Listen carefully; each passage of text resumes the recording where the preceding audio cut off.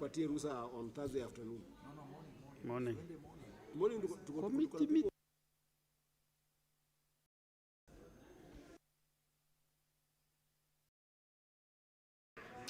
So, if we have quorum now, clerk, read out the first order, please. Ndatuma clerk advice.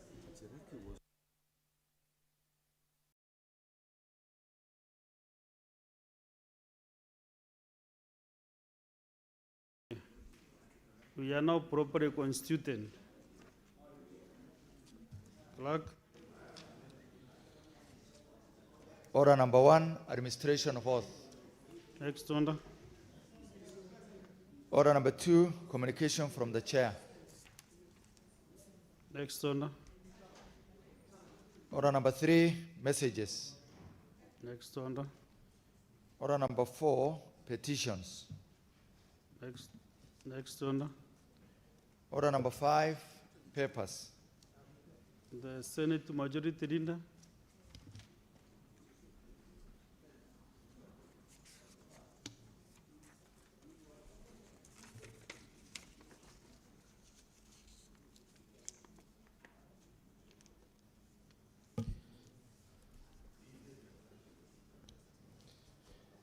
Mr. Speaker, sir, I beg to lay the following papers on the table of the Senate today, the 18th February 2026, the Climate Change Non-Market Approaches Regulations Notice number 8 of 2026, Auditor General's report on the county governments, county executives, Volume 1 for financial year 2024-2025, Auditor General's report on the county governments, county assemblies, Volume 2 for financial year 2024-2025. Reports of the Auditor General laid pursuant to the Senate's resolutions of Tuesday, 11th November 2025 on the referral of statutory instruments and papers submitted during recess session. Annual report of the Office of the Registrar of Political Parties for financial year 2024-2025.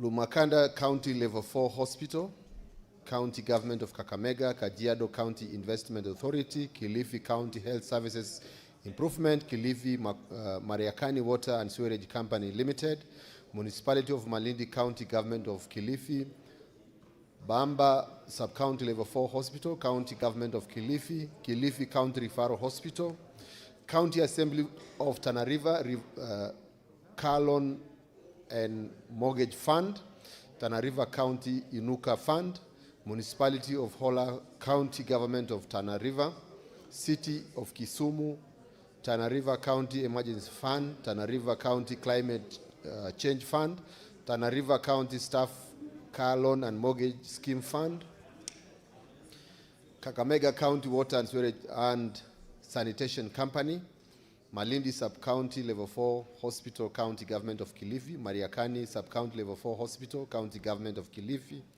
Lamu Water and Sewerage Company Limited, Equalization Fund, County Government of Nandi, E10 County Referral Hospital, County Government of Elgeyo Marakwet, Tambash Sub-County Hospital, County Government of Elgeyo Marakwet, Burnt Forest Sub-County Hospital, County Government of Uasin Gishu, Jibana Sub-County Level 4 Hospital, County Government of Kilifi, Municipality of Mtwapa, County Government of Kilifi for the 18 months period, Gende Sub-County Level 4 Hospital, County Government of Kilifi, Kirandish Water Company Limited, Kiambu Level 4 Hospital, County Government of Makueni, Kawi Sub-County Level Sub-County Hospital, County Government of Kitui, Narok County Climate Change Fund, Eldama Rafin Water and Sewerage Company Limited, Njoro Level 4 Sub-County Hospital, County Government of Nakuru, Nawas Coal Company Limited, Bahati Sub-County Level 4 Hospital, County Government of Nakuru, Mirugi Karaoke Sub-County Level 4 Hospital, County Government of Nakuru. Nakuru County Pensions and Disability Fund, Nakuru County Referral Level 4 Hospital, County Government of Nakuru. Molo Level 4 Sub-County Hospital, County Government of Nakuru. Nakuru Level 4 Hospital, County Government of Nakuru. Subukia Sub-County Hospital, County Government of Nakuru. Keringet Level 4 Hospital, County Government of Nakuru. Gilgil Municipality, County Government of Nakuru. Zoin Sub-County Level 4 Hospital, County Government of Nakuru. Gilgil Sub-County Level 4 Hospital, County Government of Nakuru. Bondeni Sub-County Level 4 Hospital. Kabasi Sub-County Level 4 Hospital, County Government of Nakuru. Elbagon Level 4 Hospital, County Government of Nakuru. Olenguruine Level 4 Hospital, County Hospital, County Government of Nakuru. Langalanga Sub-County Level 4 Hospital, County Government of Nakuru. Naivasha Sub-County Level 4 Hospital, County Government of Nakuru. Baringo County Assembly, Members Car Loan and Mortgage Fund. Baringo County Lake Bogoria Community Grant. Baringo County Emergency Fund. Baringo County Cooperative Development Fund. Marigat Sub-County Level 4 Hospital, County Government of Baringo. Eldama Ravine District Level 4 Hospital, County Government of Baringo. Shemoligot Sub-County Level 4 Hospital, County Government of Baringo. Baringo County Referral Hospital, County Government of Baringo. Kabartonjo Level 4 Hospital, County Government of Baringo. Mogotio Sub-County Level 4 Hospital, County Government of Baringo. Kabarnet Municipality, County Government of Baringo. Baringo County Climate Change Fund. Baringo County Assembly Staff Car Loan and Mortgage Fund. Chemsusu Water Company Limited. Narok Water and Sewerage Services Company Limited. Narok County Referral Level 4 Hospital, County Government of Narok. Tana Water and Sanitation Company. Ewaso Nyiro South River Basin Development Authority. Godogoni Level 4 Hospital.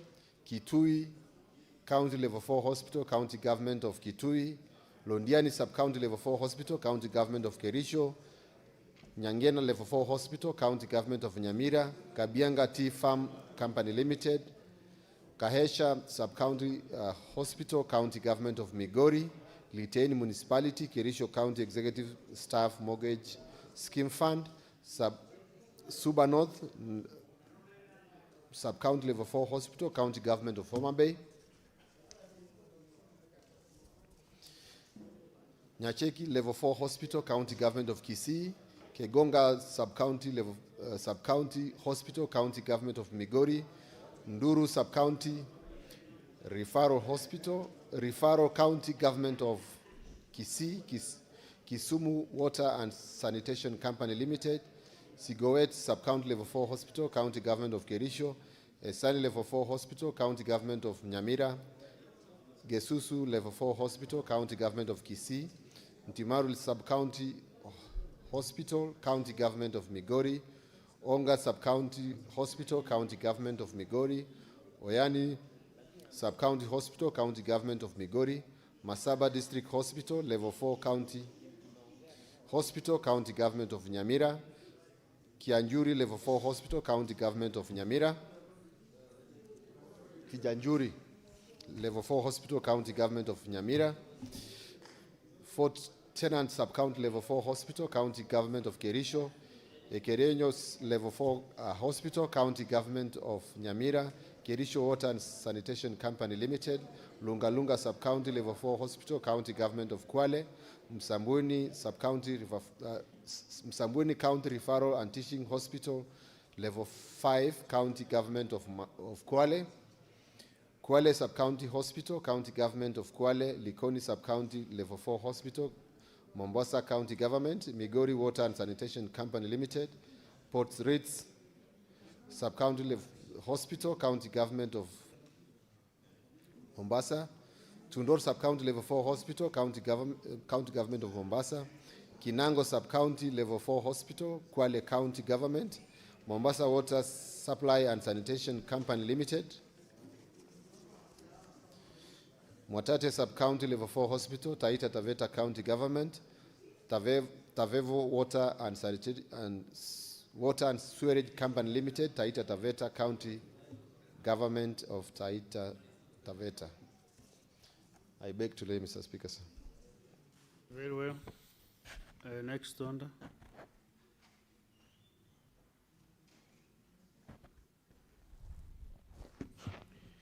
Order number 6, notice of motion.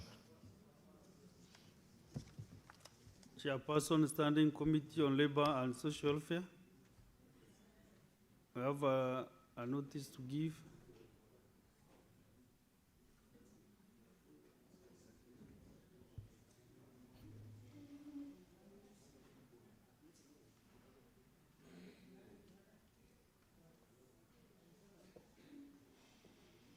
As you prepare, maybe we can get Senator Veronica Maina, give notice of a motion.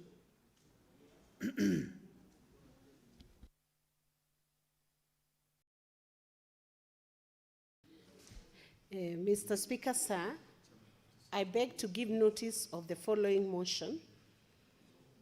Aware that Article 43 guarantees the right to the highest attainable standard of health, including emergency medical treatment, and Article 21(1) of the Constitution obligates the state and all state organs to observe, respect, protect, promote, and fulfill the rights and fundamental freedoms contained in the Bill of Rights, noting that Article 238 of the Constitution provides that national security includes the protection of the people of Kenya and their property against internal and external threats, which encompasses safety on national transport networks.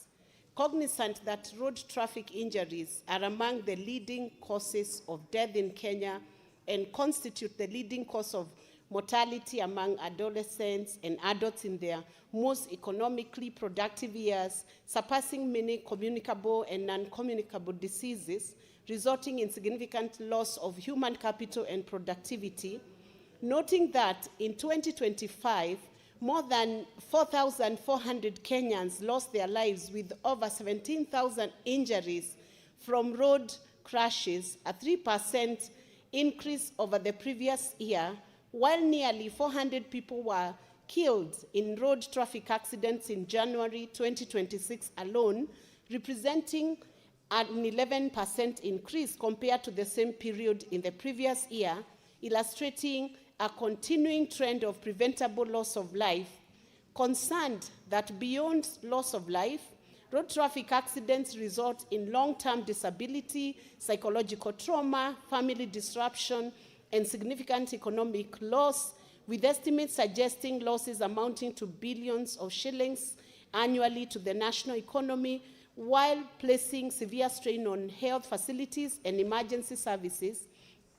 Further concerned that despite the existence of the National Road Safety Action Plan 2024 to 2028 and other statutory measures, road carnage persists due to preliminary causes including overspeeding, impaired and distracted driving, non-compliance with traffic laws, inadequate driver training, unsafe road infrastructure, unroadworthy and overloaded vehicles, as well as systemic challenges arising from inadequate investment in road safety infrastructure, weak coordination among transport enforcement, health and county authorities, and limited emergency medical response capacity.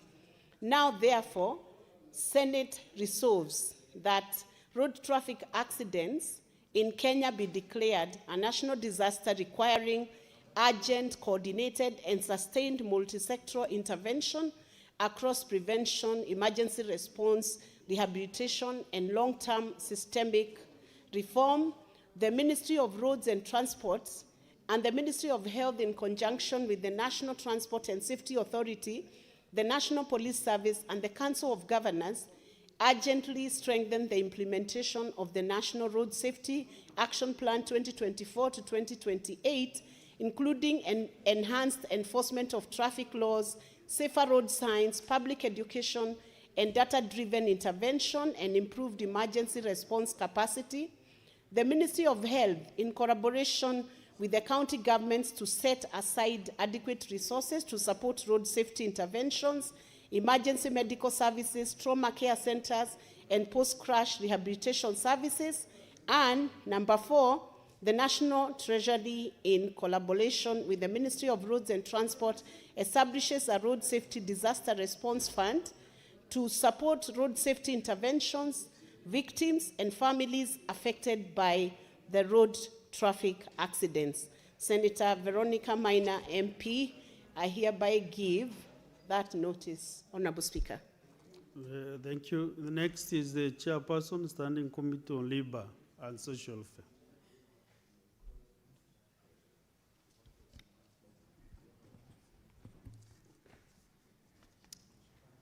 Thank you, Mr. Speaker. Consideration of the report on Standing Committee on Labor and Social Welfare on a petition to the Senate by Mrs. Beatrice Lekuop concerning people living with invisible disabilities, that the Senate adopts the report on Standing Committee on Labor and Social Welfare on petition to the Senate by Mrs. Beatrice Lekuop concerning people living with invisible disabilities, laid on the table of the Senate on Tuesday, 2nd December 2025. I lay. Well, next order.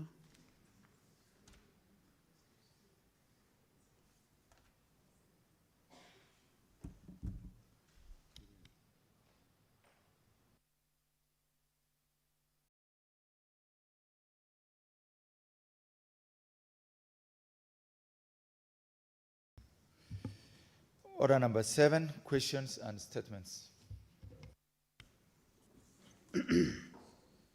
Honorable Senators, you have 2 statements and standing on the 52-1. We start with the nominated Senator, Senator Veronica Maina, MP.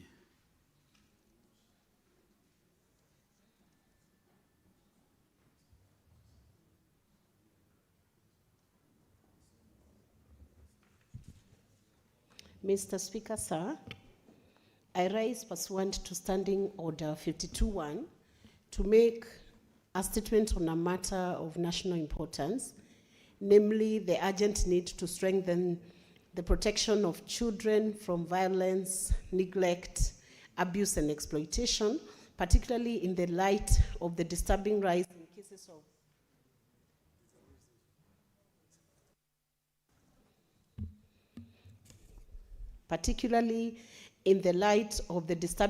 in cases of defilement, disappearance, and brutal murder of children in Kenya. Mr. Speaker, sir, the nation remains deeply shaken by the heinous and inhumane murder of the late Chantel Warogoro, a 9-year-old child from Kiajadi village, Madera West constituency, Nyeri County. This tragic and senseless act compels us as leaders and policymakers to urgently interrogate the effectiveness of our child protection systems, community vigilance structure, and law enforcement response. Mr. Speaker, sir, tragically, Chantel's case is not an isolated incident. In the recent past, several other children have lost their lives under horrific circumstances, including 1, the murder of Eliza Wamaitha, a 3-year-old whose body was found in a borehole in Maragua, Murang'a County. 2, the murder of Tamara Blessing Kafura, a 7-year-old girl who was abducted, raped, and killed in Nyeri town, whose body was found buried inside a residence, and a suspect was subsequently arrested. 3, the murder of Tabitha Wajiro Macharia, an 8-year-old girl from Bobo Village, or Jororok, constituency, Nyandarua County, who was reported missing after leaving school and later found dead, showing signs of assault. 4, in Mlolongo, Machakos County, a mother allegedly poisoned her 3 young children, a 4-year-old boy and a 1-year-old twin girls, resulting in their deaths.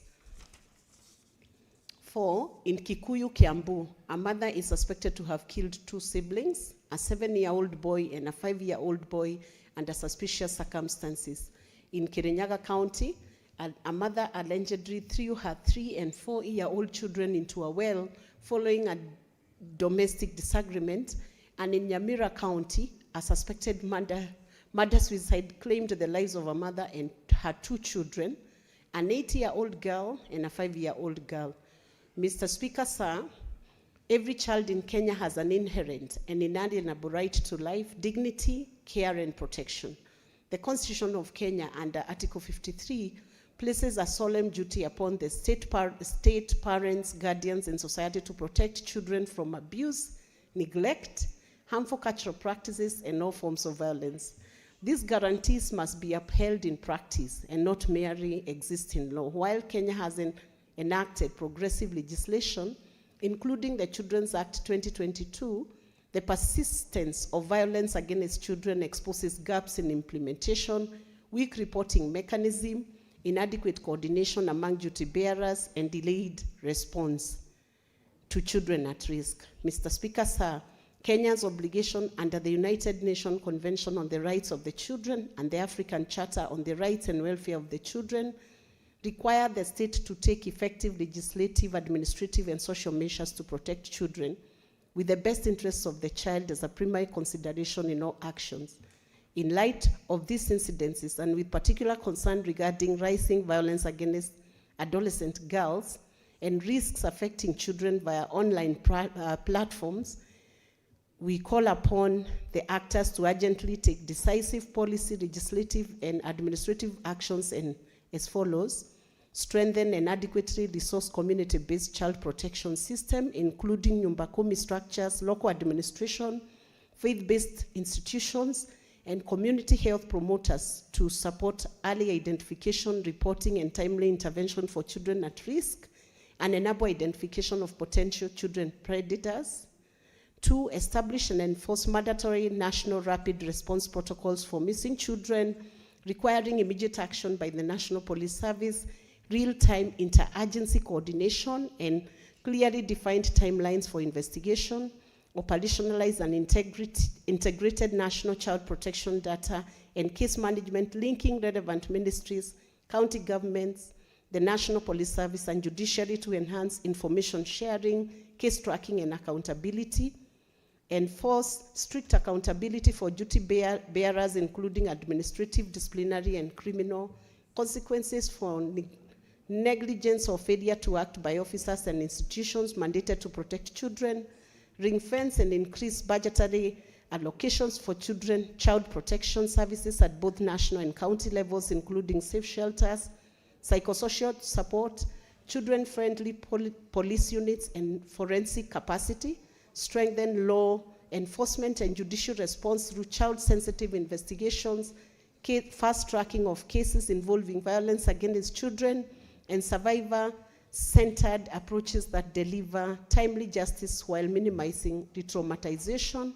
Institutionalize continuous public awareness and parenting education programs, strengthening parliamentary oversight on the implementation of the Children's Act 2022, and develop time-bound, costed national action plan to end violence against children with clear targets and accountability mechanism across all levels of government. Mr. Speaker, sir, I also further urge relevant state agencies to conduct thorough, impartial, expeditious investigation into these incidences to ensure that justice is pursued and served without fear or favor. Mr. Speaker, sir, the protection of children is a shared national responsibility.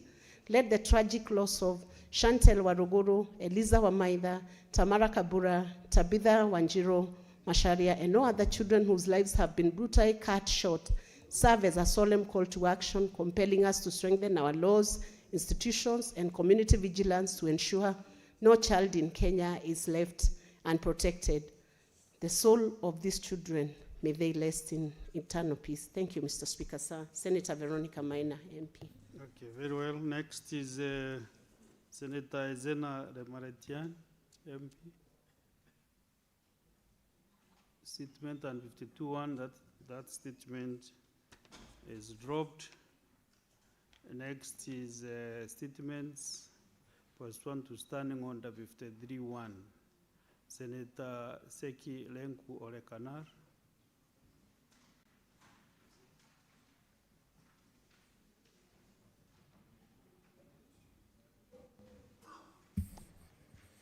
Thank you, Honorable Speaker.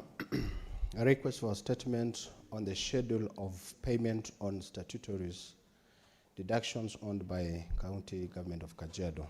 Honorable Speaker, I rise pursuant to Standing Order 53-1 to seek a statement from the Committee of Labor and Social Welfare on the matters of the county-wide concern regarding the schedule of payment of statutory deductions owned by the County Government of Kajiado. Honorable Speaker, the County Government of Kajiado has allegedly deducted statutory pensions contributions and other lawful obligations, including remittances of the county pensions funds, CPF, LAB Trust, LAB Fund, cooperative societies, and bank loan payment from employees' salaries without promptly and consistently remitting them to the relevant institutions.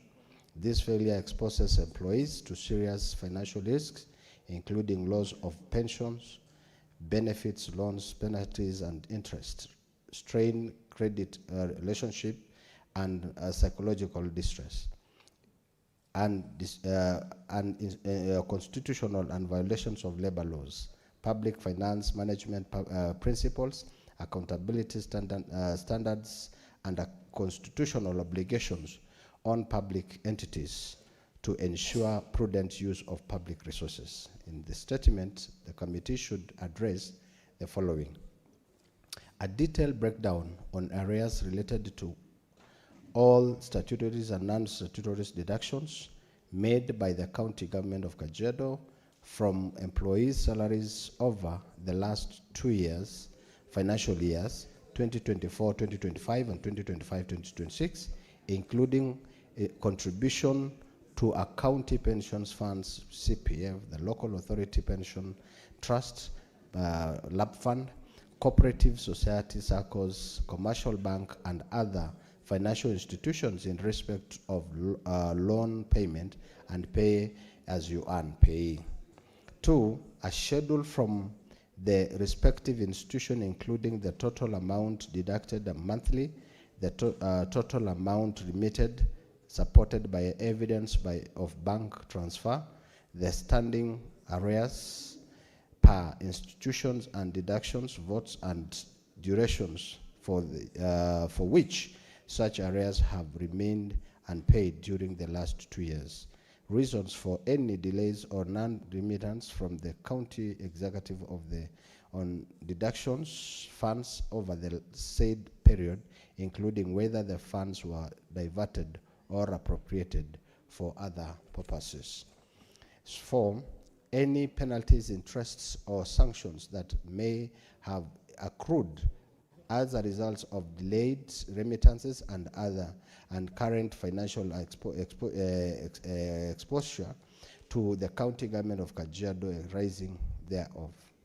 Measures the county, that's the 5th, measures the County Government of Kajiado has put in place to clear all outstanding arrears, ensure timely and automatic remittances of statutory deductions going forward, and safeguard county employees from adverse consequences arising from the delayed remittances. Thank you, Honorable Speaker.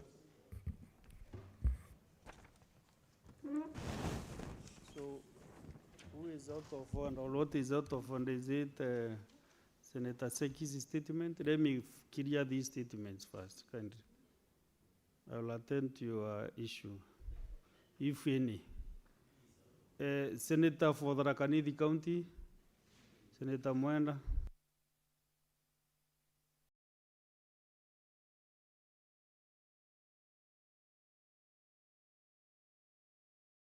Can you? Thank you, Honorable Speaker.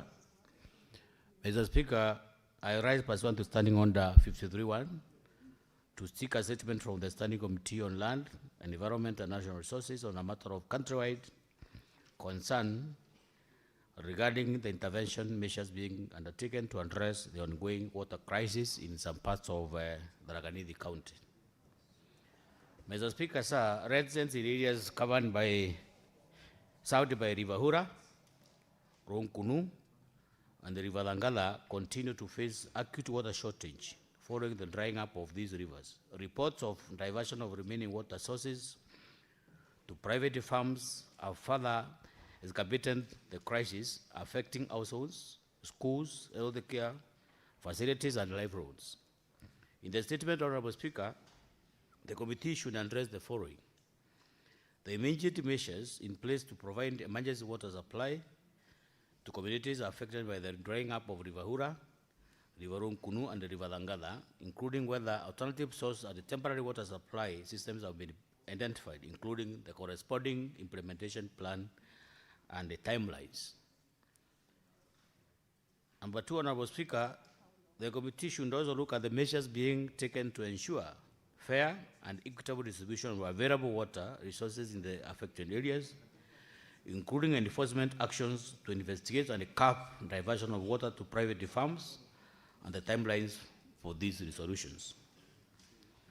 The last one, Honorable Speaker, but not the least, the committee should look at the mechanisms in place for community reporting and accountability in water service delivery in the county, and the measures being undertaken to promote sustainable water harvesting and storage to address future water scarcity. Thank you, Honorable Speaker. This is Senator Mwanta Gataya, More Fire, MP, CBS, Senator for Tharaka Nithi. Thank you. Very well. Next is Senator Yeah, well, you also affected. Shakil Abdallah.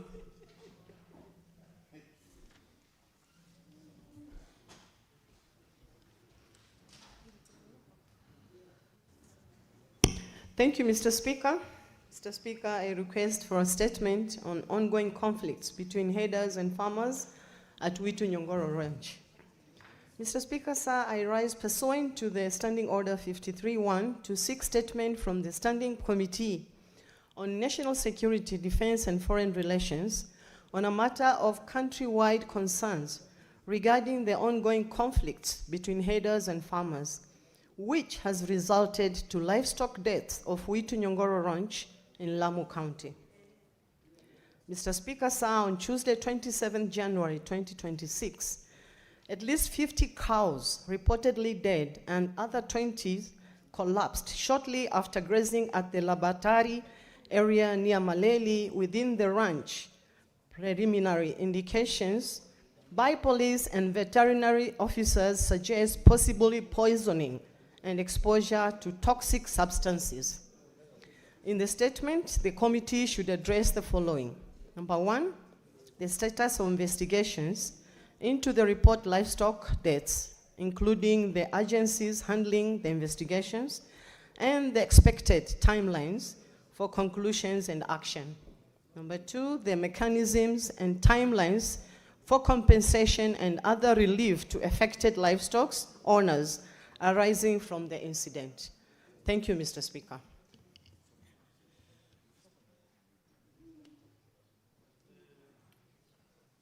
Next is Senator for Kisumu County, Senator Professor Tomo Jenda.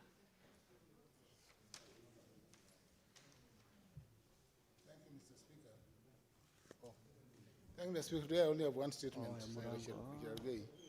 I only have one statement.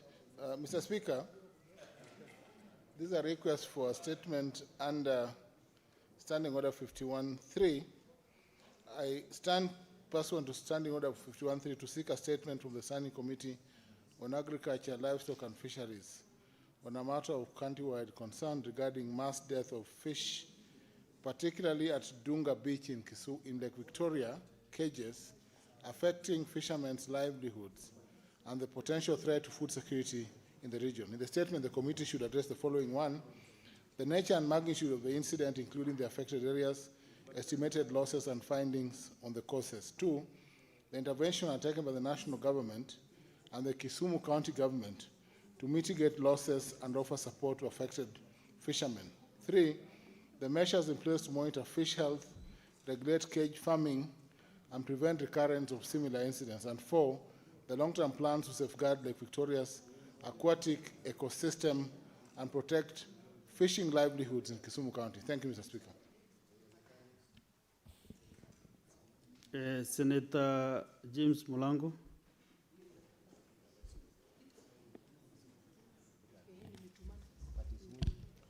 Thank you, Mr. Speaker, sir. I rise pursuant to Standing Order 53.1 to seek a statement from the Standing Committee on Agriculture, Livestock, Fisheries on a matter of county-wide concern regarding the allocation and disbursement of the Commodities Fund for the clearance of the coffee cooperatives' debts. Mr. Speaker, sir, reports indicate that substantial amount of money from the Commodities Fund have been disbursed to coffee cooperatives in counties such as Embu, Murang'a, Nyeri, Machakos, Bungoma, Kisii, among others, with some cooperatives receiving allocation running into hundreds of millions of shillings. However, Kitengela County is one of the Kenya leading coffee producing counties was excluded from the allocations, despite the existence of significant cooperative debts and the centrality of coffee farming to the county's economy and livelihoods. This glaring exclusion raises serious concerns regarding the criteria applied, fairness of the process, and whether eligible cooperatives are subjected to an objective and uniform assessment. In the statement, the committee should address the following. 1, the eligibility and selection criteria used to identify beneficiaries, coffee cooperatives, and counties, and the process through which the assessment, approval, and disbursement decisions were made. 2, the current status of the Commodities Fund program for coffee debts clearance, including the total amount allocated, disbursed to date, and the list of beneficiary cooperatives and counties with corresponding amounts. 3, the reason Kitengela County was excluded from the allocations, including whether the coffee cooperatives in the county were assessed, and if so, the outcome and justification for non-allocation. 4, whether all indebted coffee cooperatives nationwide were subjected to the same objective assessment and verification process, and if not, the measures the ministry is taking to ensure fairness, equity, and transparency in the program. And 5, the measures being taken to remedy the apparent imbalance, including whether the ministry intends to review the allocations and provide for the inclusion of eligible coffee cooperatives in Kitengela County in subsequent disbursement with clear timelines. Senator Murango, Kitengela County. Thank you, Mr. Speaker. Senator Tumbesi, Daktari.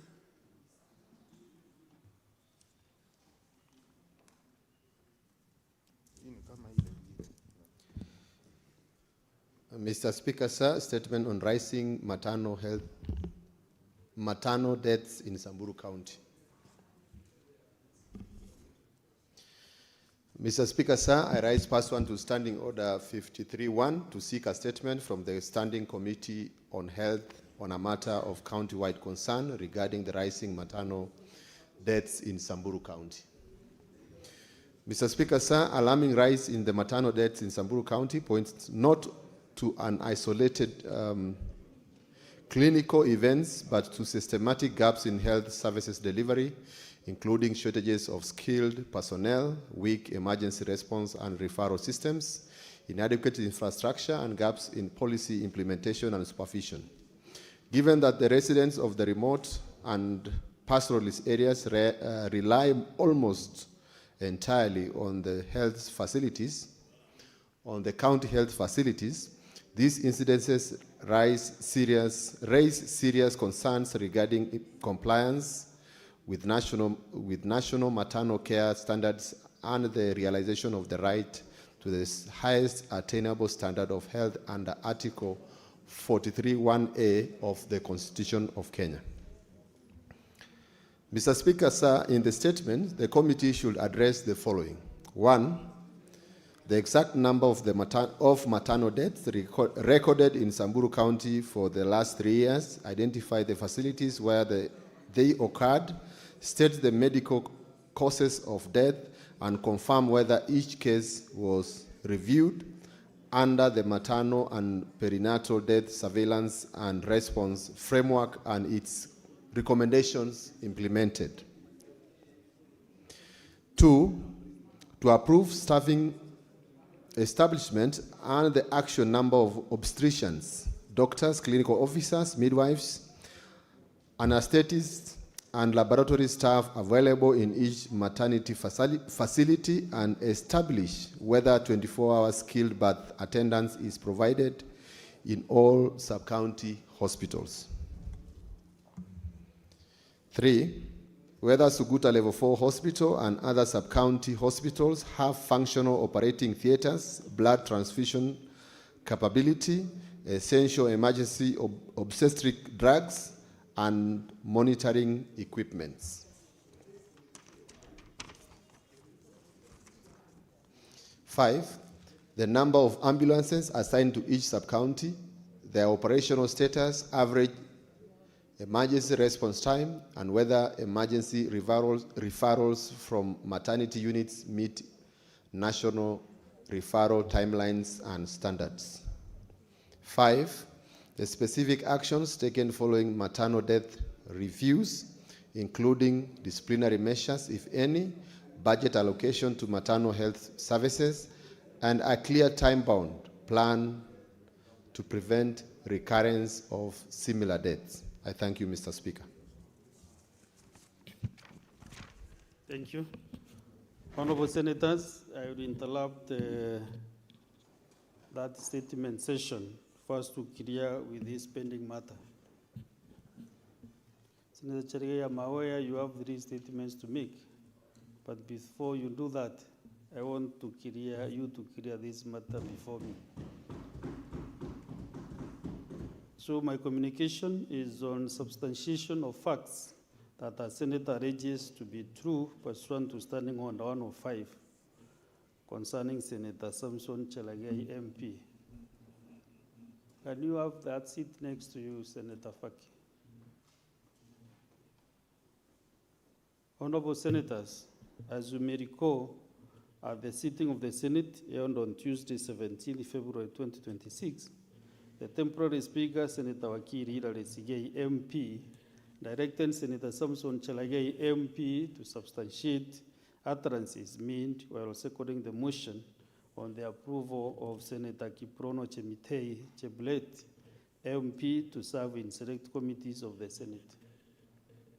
The direction was a result of a point of order by the Senator for Kitui County, Senator Enoch Wambua MP, pursuant to Standing Order 105. As honorable senators are aware, Standing Order 105 states that 1, a senator shall be responsible for the accuracy of any facts that the senator alleges to be true and may be required to substantiate any such facts instantly. And 2, if a senator has sufficient reason to convince the Speaker that the senator is unable to substantiate the allegations instantly, the Speaker shall require that such senator substantiates the allegations not later than the next sitting day, failure to which the senator shall be deemed to be disorderly within the meaning of Standing Order 121, disorderly conduct, unless the senator withdraws the allegations and gives a suitable apology if the Speaker so requires. Senator Maluma, you can have the next seat next to you.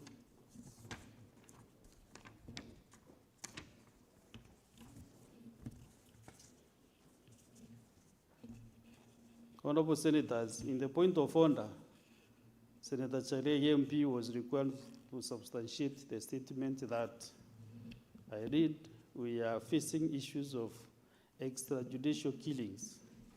There is a young man called Ayomo who was unfortunately killed in Kitengela over the weekend. I urge our colleagues who organize political rallies, because I can see a number of them in this house, not to sponsor violence in their own meetings. They need to notify the police in good time. They should issue notifications and stop sponsoring violence in their own meetings. End of quotes. Honorable Senators, upon being challenged by Senator Enoch Wambua MP, Senator Cherigei MP was not able to substantiate his statement as required pursuant to Standing Order 1051. He subsequently requested the temporary Speaker, Senator Wakiri Hilary Sigei MP, to provide the evidence at the next sitting day in accordance with Standing Order 1052. Having acceded to the request, the temporary Speaker, Senator Wakiri Hilary Sigei MP, directed that the senator substantiates the statement at the next sitting day. Accordingly, and pursuant to standing on 1052, I now invite Senator Samson Chalagay MP to forthwith substantiate the claim in the statement he made, failure to which the senator shall be deemed to be disorderly within the meaning of standing under 121. In the absence of such substantiation, the senator will be required to withdraw the statement and apologize to the Senate. I thank you. Senator Chalagay, proceed and substantiate.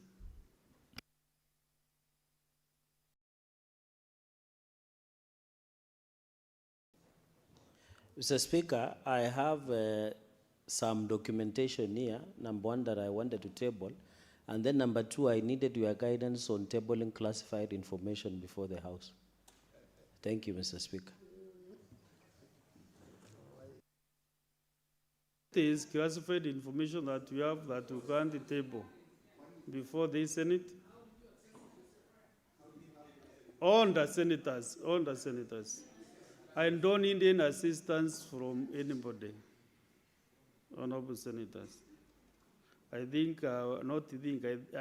equal to the task to handle the matter before me. So, number one, we have information, documents that you want to table. And number two, you want to be directed by the chair, guided on how to table classified information. What is classified information? Is it in your brain or you have it on record? On video? Is it on video? On documents? Or is it or you want to appear before a certain panel so that you can give the classified information?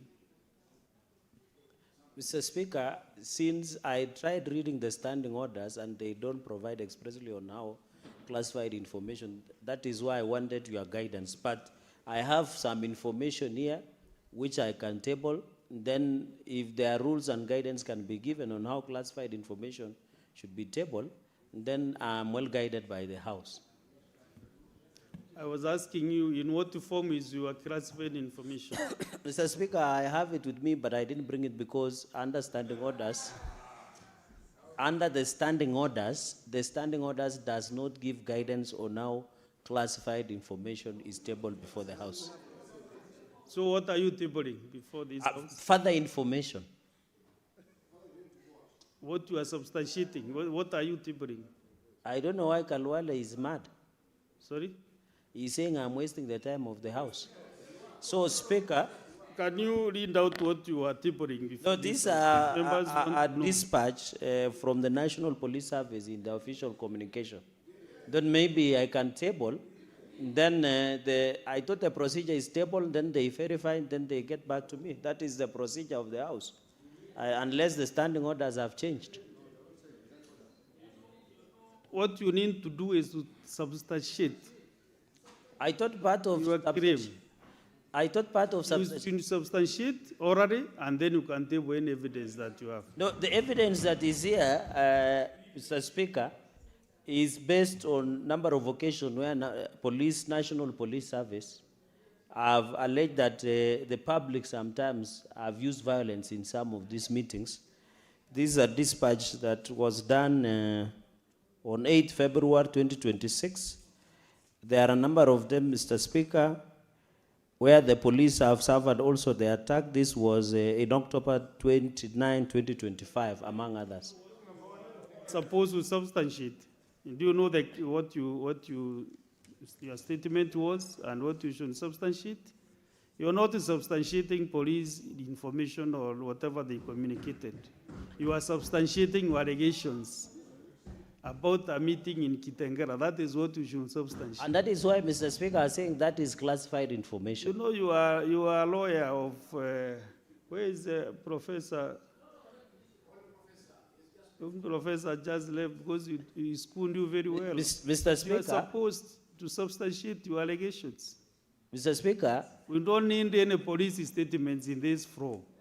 What the standing order requires you to do is to substantiate the allegations that you send But the authority, the evidence I rely on is what the police who have power on policing and security matters have over it, Mr. Speaker, and that is why I'm requesting. I wish members would be patient, because it will even inform a future engagement in the House, and I'm asking a very critical point, that is classified information allowed to be tabled. If it is not, Mr. Speaker,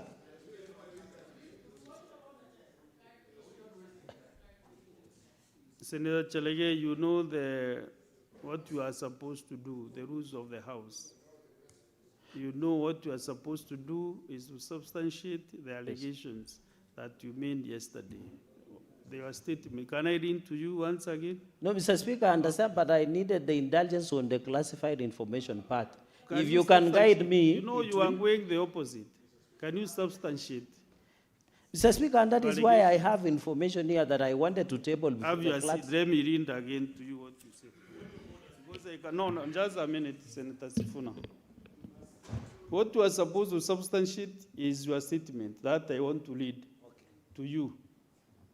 And please don't waste any time for this House.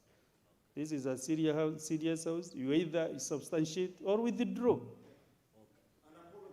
Withdrawing is not a weakness. Apologizing is not a weakness. That is a very positive strength. But if you want to take us into circles, then you'll be, unfortunately, standing under 121, you'll face the consequences of standing under 121. And this is what you said, Senator Dr. Rengwe, in just a minute. We are facing issues of extrajudicial killings. There is a young man called Ayomo who was unfortunately killed in Kitengela over the weekend. I urge our colleagues who organize political rallies, because I can see a number of them in this House, not to sponsor violence in their own meetings. They need to notify the police in good time. They should issue notifications and stop sponsoring violence in their own meetings. That is what you are supposed to substantiate, not to deliver police statements in this House. We don't need the statements from the police, from the IG, even from Interpol. We don't need their statements. Just substantiate your allegations. Or if you don't, of course, I learn to you what you should do. Senator Chalage. Mr. Speaker, so that the House can proceed and in the comfort of the House, I beg to withdraw and apologize. But I know in fullness of time I'll be proved. I thank you. Don't give any rinder when you are apologizing. There are no rinders, of course. Now that the Senator Chereya has withdrawn and apologized, that means he is on the floor. So we don't need to hit him more than that, Senator Sifuna. When a man apologizes, just let's leave it at that point. Sorry? Okay, proceed. But let's now, that matter is already dealt with, please, honorable members.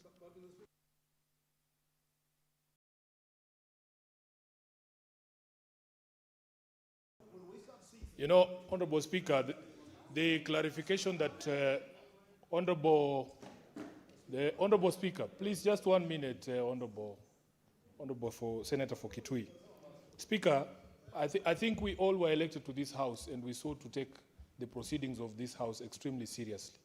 Some of us are considering whether we should sit in a House with somebody who makes a mockery of the rules of the House, gets away with it, and we have to sit here and attend to business brought by that same member because he has chosen a path that ensures he doesn't face any consequences. Yesterday, Honorable Speaker, the entire country was in shock that a Speaker of a House, and I'm not going to name him because I'll be told to bring a substantive motion, kicked somebody out of Parliament for something they said on TV, Honorable Speaker, forgetting the precincts of Parliament. In my understanding, the Parliamentary Powers and Privileges Act exists to regulate. Senator Sifuna, you know we cannot discuss the That's the clarification I'm coming to. Of course, even I'm if you don't discussing- want to mention his name, No, no, you know no, it no. is a speaker of the National Assembly. I want you to are tie, referring I want to tie because something that out. ruling is in the public domain. I want to tie something up with the conduct we have seen. Just give me What something to deal with. clarification do you want? This is the from- clarification Yes, that I'm please. seeking because I will Let be in us not Kakamega. digress. I will be in Kakamega in a public rally this Saturday. Nobody needs to die in that rally. And it is quite unfortunate because I was the person in Kitengela when we lost a 28-year-old Vincent Ayombo. Honorable Speaker, really, are we a house of respect when a member blatantly violates the rules and then gets away in the manner in which it says because the standing orders say so? There are no standing orders that say I can't speak in funerals or birthday parties. You can't punish me. You don't have jurisdiction over me when I'm in the funeral. How is it possible that that can happen in that house? And what we have seen, the spectacle we have seen here, can happen in the Senate? Honorable Speaker, with all due respect, I think it is an insult for members, especially for those of us who witnessed the violence in Kitengela, that somebody can do this and then you allow him off with a slap on the wrist. Speaker, we have every right not to sit here and listen to Senator Cherargei.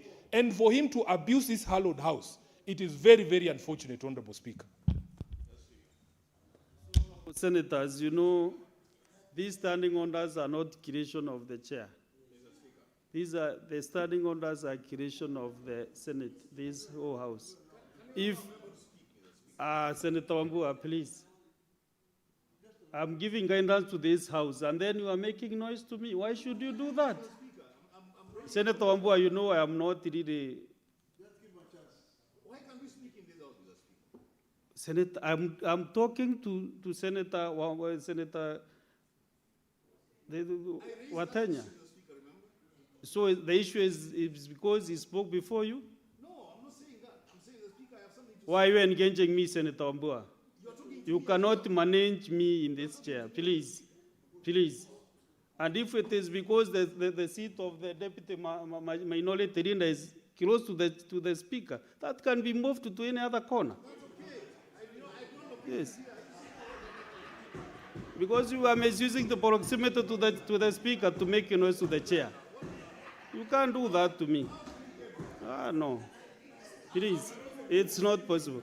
You see now I'm trying to intervene or to listen to Nairobi Senator Sifuna,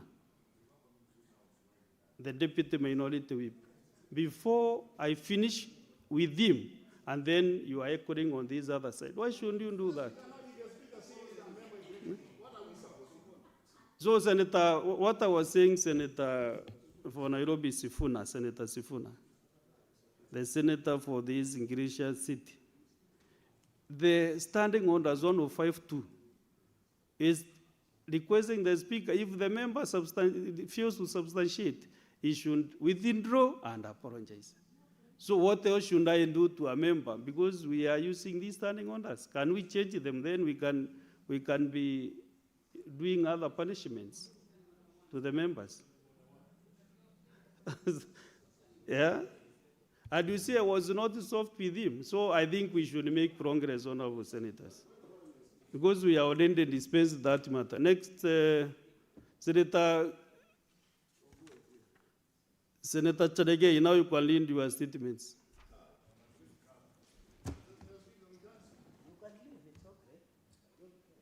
Speaker, let me read my statements. Request for a statement on the recent disputes between Matatu and border operators.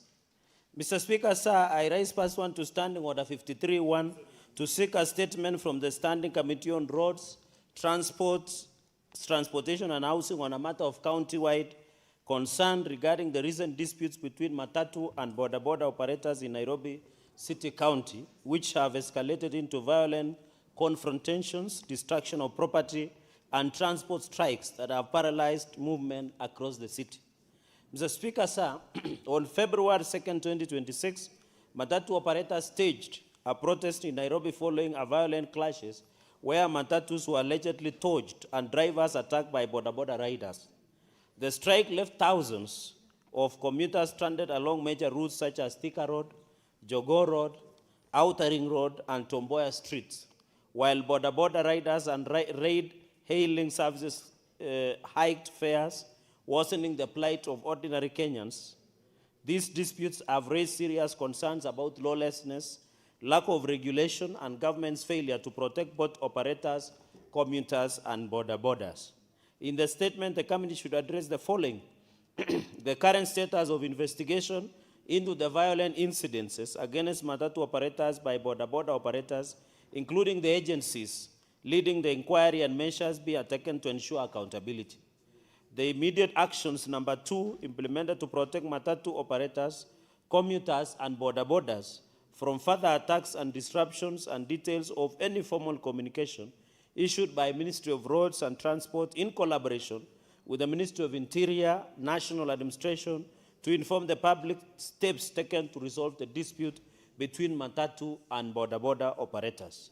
Number 3, existing mechanisms regulating border operations, the effectiveness of these measures in preventing lawlessness and violent confrontations, and how current transport policies are being enforced to ensure accountability and fairness, including identification of any regulatory loopholes requiring reform.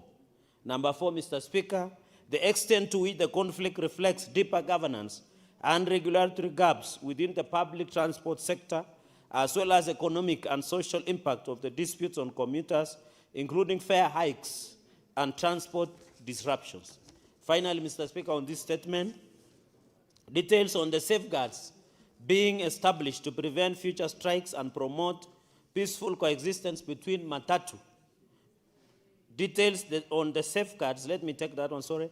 Details on the safeguards being established to prevent future strikes and promote peaceful coexistence between matatu and border operators, steps to restore public confidence through dialogue and oversight mechanisms, and recommendations to strengthen regulation, accountability, and interagency coordination in the transport sector. My second statement, Mr. Speaker, request for statement on involvement of police officers in seizure and reposition of property from defaulting debtors and their guarantors. Mr. Speaker, sir, I rise pursuant to Standing Order 53-1 to seek a statement from the Standing Committee on National Security, Defense and Foreign Relations on a matter of national concern regarding involvement of police officers in seizure and reposition of property from defaulting debtors and their guarantors. In the statement, the committee should address the following. 1, the current status of investigation into the occurrence of 16 and 17 January 2026, where police officers from Mosoriat Police Station in Chesumei Sub-County, Nandi County, raided homes of some residents of Mosoriat Village and seized their dairy cows on account of defaulted debt obligations. Number 2, Mr. Speaker, whether the involvement of the police officers in the matter was lawful, and if not, obtain information on disciplinary actions taken against the concerned officers. Number 3, Mr. Speaker, the number of similar incidents that have been reported by public to the National Police Service and Independent Policing Oversight Authority, IPOA, as well as the findings of investigations into each case. Finally, Mr. Speaker, on this statement, the measures in place to prevent misuse of authority by police officers, particularly in relation to civilian debt recovery matters, including details on the enforcement mechanisms supporting such measures. And finally, Mr. Speaker, request for a statement in the regulation of international schools in Kenya. I raise pursuant to Standing Order 53-1 to seek a statement from the Standing Committee on Education on a matter of nationwide concern regarding regulation of international schools in Kenya, with particular attention to the operation of Equal Franchise Runda, EFR, also known as Chavda Educational Holdings Limited. Mr. Speaker, sir, while Kenya welcomes international investment in education, institutions must not operate outside the law. Equal Franchise Runda, EFR, has been accused of serious violations that undermine the country's education system and regulatory framework, including operating from a residential property at Kikwa Farm without proper authorization, thereby exposing children to unsafe learning environments. The school is alleged to have engaged in immigration malpractice by hiring foreign nationals on tourist visa instead of valid Class D work permits, sidelining qualified Kenyan teachers, and has reportedly committed financial irregularities by deducting statutory contributions such as NSSF, Housing Levy Fund, and SHA from staff salaries without remitting them to the relevant authorities.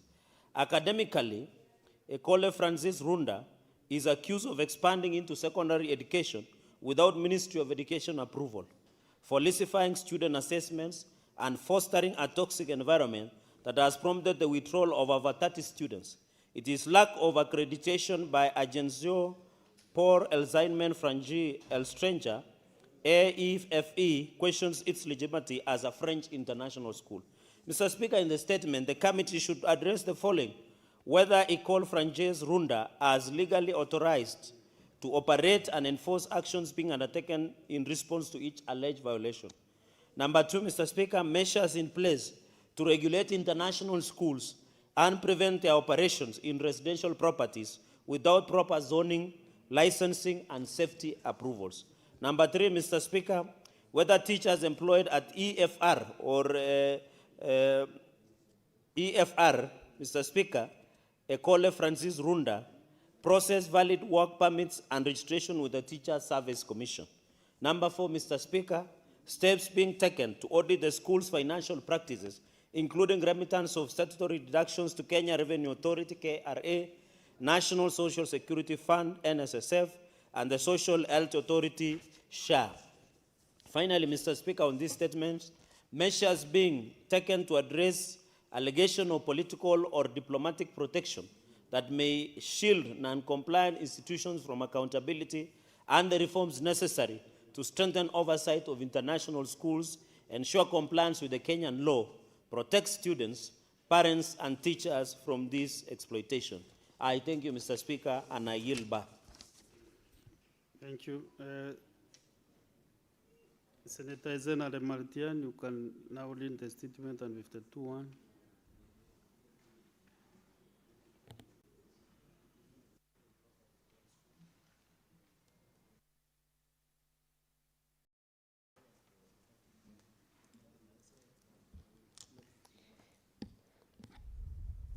Thank you, Mr. Speaker. And I raise, pursuant to Standing Order 52-1, to make a statement on a matter of international and general topical concern, namely the Forum of Parliaments of Member States of the International Conference of the Great Lakes Region, FPICGLR, Electoral Observation Mission in the Republic of Uganda during the 2026 general election held on the 15th of January 2026. Mr. Speaker, sir, the Electoral Observation Mission was deployed following an invitation by the government of the Republic of Uganda through the Electoral Commission of Uganda in line with regional, continental, and international commitments on democratic governance. The mission comprised parliamentarians and experts drawn from FPICGLR member states, including the Republic of Kenya. The mission's mandate was to observe and assess the electoral process against the provisions of the ICGLR Pact on security, stability, and development, the Protocol on Democracy and Good Governance, the African Charter on Democracy, Elections and Governance, Uganda's Constitution, and the country's electoral laws.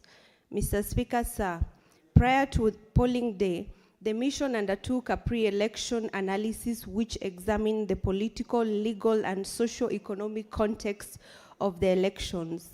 Engagements were held with key stakeholders, including the Electoral Commission, political parties, civil society organizations, faith-based organizations, the media, and other international observer missions.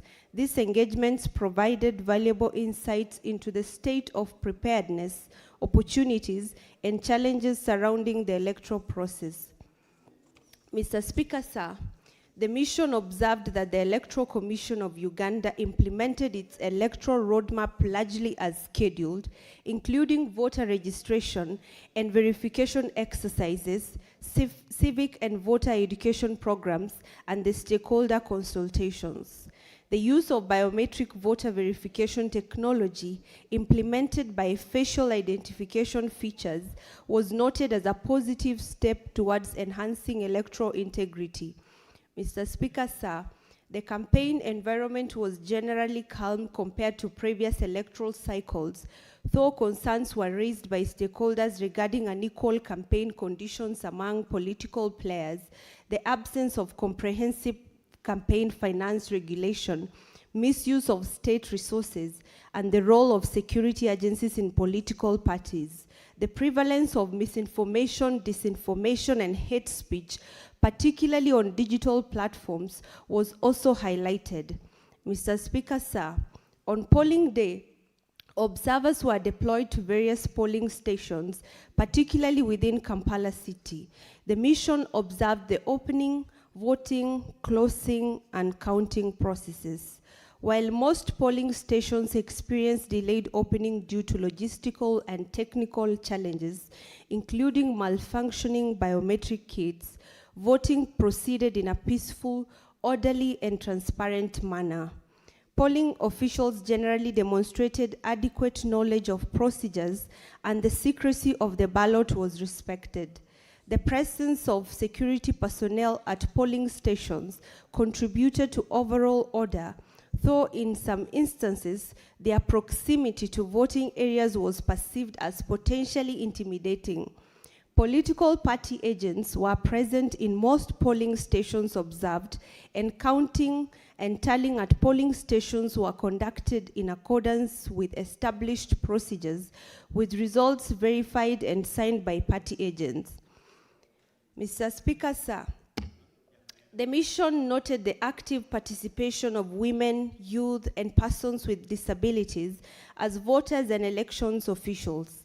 However, it also observed structural challenges limiting their full participation as candidates, particularly the absence of women presidential candidates, underscoring the need for continued reforms to promote inclusivity and gender equality. The mission emphasized that elections are not a single-day event, but a process. Accordingly, the credibility of the 2026 general elections in Uganda rests not only on polling day, but also on the broader legal, political, and institutional environment. The mission encouraged all stakeholders to utilize established legal mechanisms for dispute resolution and to uphold peace, tolerance, and respect for the rule of law. Mr. Speaker, sir, as a region, our democracies are interlinked, and the stability and credibility of elections in one member state have implications for peace, security, and development across the region. I wish to commend the people and the government of the Republic of Uganda for their cooperation and hospitality, and to reaffirm Kenya's commitment to regional democratic norms, peaceful elections, and parliamentary diplomacies. I thank you. Honorable Senators, I want to open 20 minutes to give comments on statements, starting with Senator Sige Christo. Okay.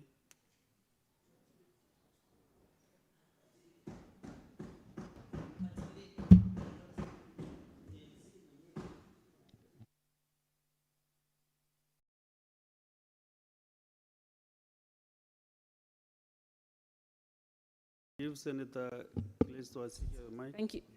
Thank you very much, Speaker, for giving me the opportunity to just contribute on the statements that have been laid today. I wanted to contribute on the statement given, the first one, about on borders and matatus and the conflict that arose after protests. Mr. Speaker, how I do wish that Senator Cherargei would have been as sensible as he was in putting this as a statement rather than just an arbitrary comment in yesterday's sitting, like he did for the Kitengela rally. It's much more responsible to do it this way, Senator Cherargei, and I hope that you continue to follow the rules of the House instead of casting aspersions on your fellow colleagues without substantive evidence that you wish to table into the House. However, Chair, now that he has brought something in the proper format, of a statement through protests or through disagreements in the public domain, Mr. Speaker. It's something that I believe my committee where I sit, which is the Committee of Roads, Transport and Housing, where the statement has been committed to, that we will investigate and get to the bottom of, and I hope that Senator Cherargei will be with us in all of those committee meetings so that he can hear and he can engage with the stakeholders that we will call to speak on this matter. And once again, Speaker, as I close, I just beseech every senator in this House to not make staggering allegations against one another and instead bring it as a substantive statement or a motion to this House so that you are not accused by us or any members of the public as to being biased in any which direction. I thank you. Honorable Senators, because of the constraint of time, and I can see many senators want to give comments, maybe you can take 2 minutes only. Senator Asike, you did so well within 2 minutes. Senator Abbas, Sheikh Mohammed.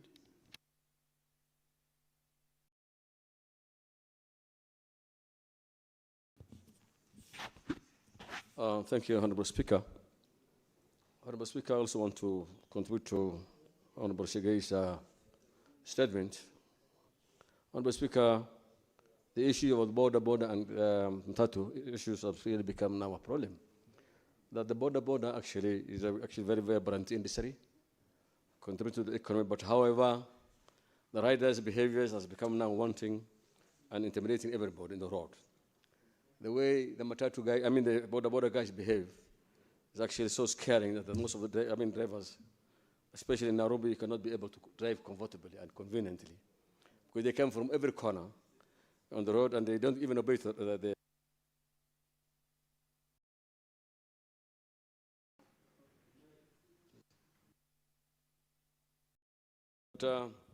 Honorable Speaker, and once then they come from every side, they don't keep to lines, they don't keep anything to rules, and once you have an accident with them, then you lose your vehicle.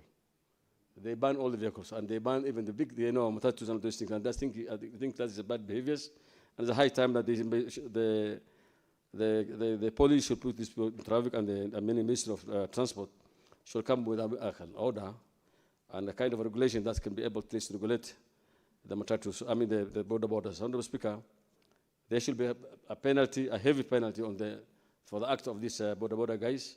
Otherwise, as it is, I think their behaviors now becoming like, they're behaving like goons. They come in large number, like converging in one place, and then they intimidate and they harass you, they even hit the vehicles. And that kind of behavior, I think, cannot be maintained, honestly. And we need, I think, to have some order in this place. Two, I want also to contribute on the regulations of the schools, especially the national schools, I don't know, or international schools. But generally what is happening today, in Kenya today, especially in Nairobi, there are too many schools that are coming up. Formal sectors.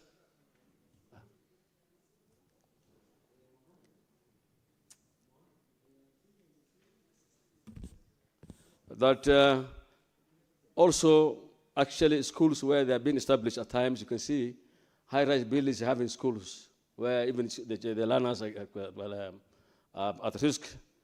And I think we need to have a better regulation for schools. Honorable Speaker, you see classes being made in very funny places. There is no place for students to play. The children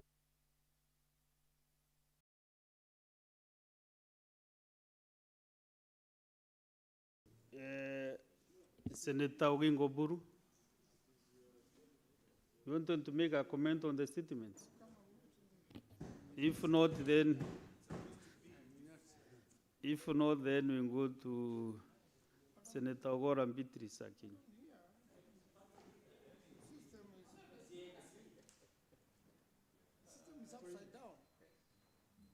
Thank you, Honorable Speaker.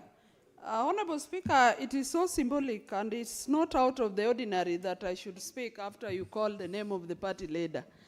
Honorable Speaker, thank you for the chance. I would like to support the statement by the Senator of Samburu on maternal deaths in Samburu County. Honorable Speaker, it is unfortunate that women have to die in this century in the process of giving birth.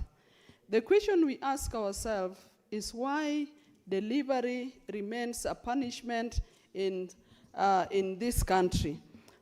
Honorable Speaker, the Senator spelled out inadequate personnel as a major cause, lack of infrastructure, and I want to support and say that every woman has a right to access in a timely manner maternal services which must be availed, and Honorable Speaker, the services must be in good quality so that the services that mothers get are efficient and effectiveness. Secondly, Honorable Speaker, I want to support the statement by Senator Cherargei on the issue of international schools in Kenya.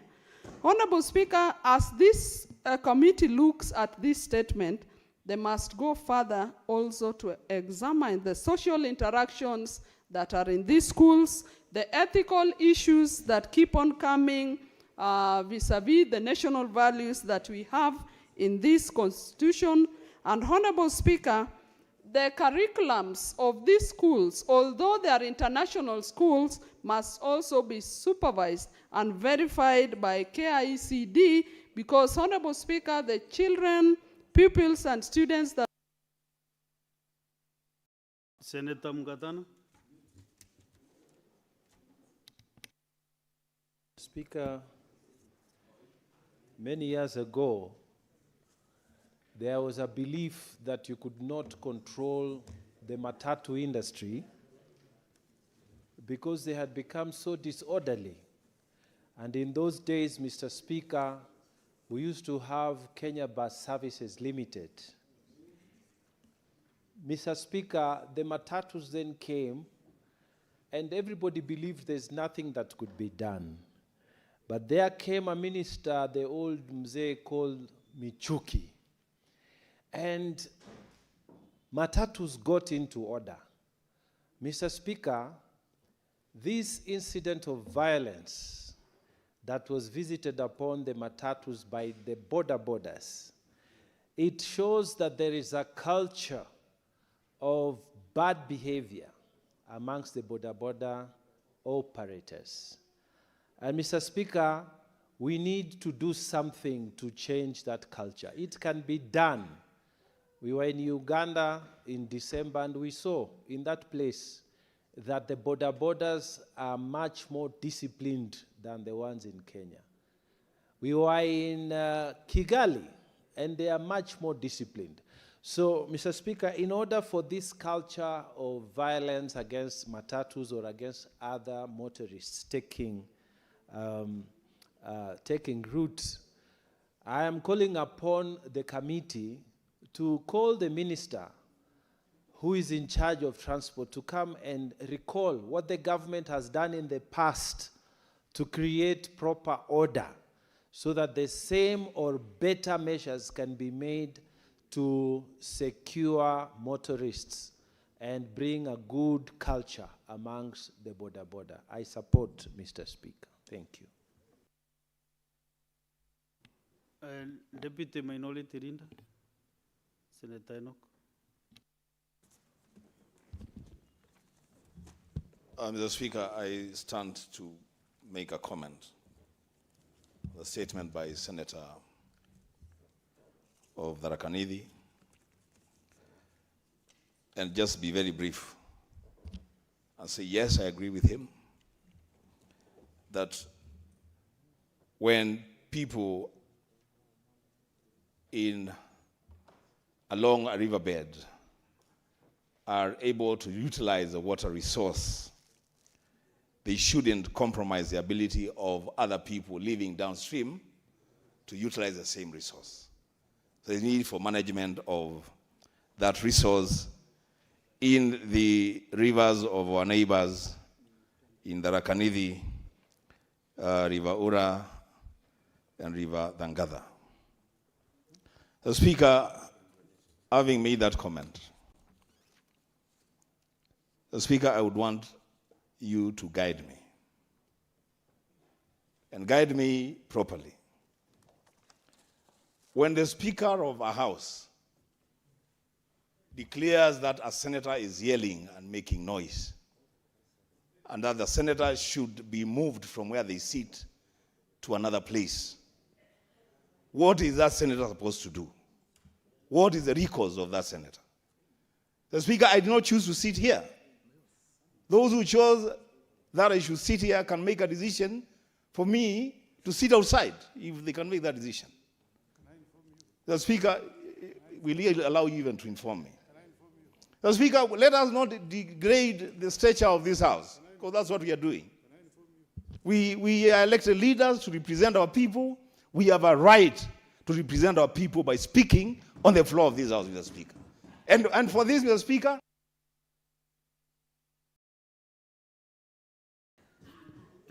Senator Murango, sorry, Senator Milaj.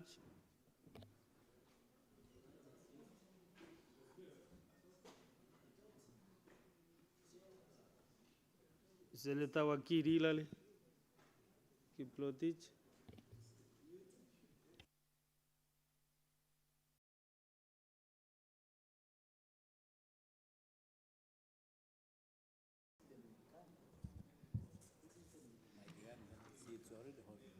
Thank you, Mr. Speaker.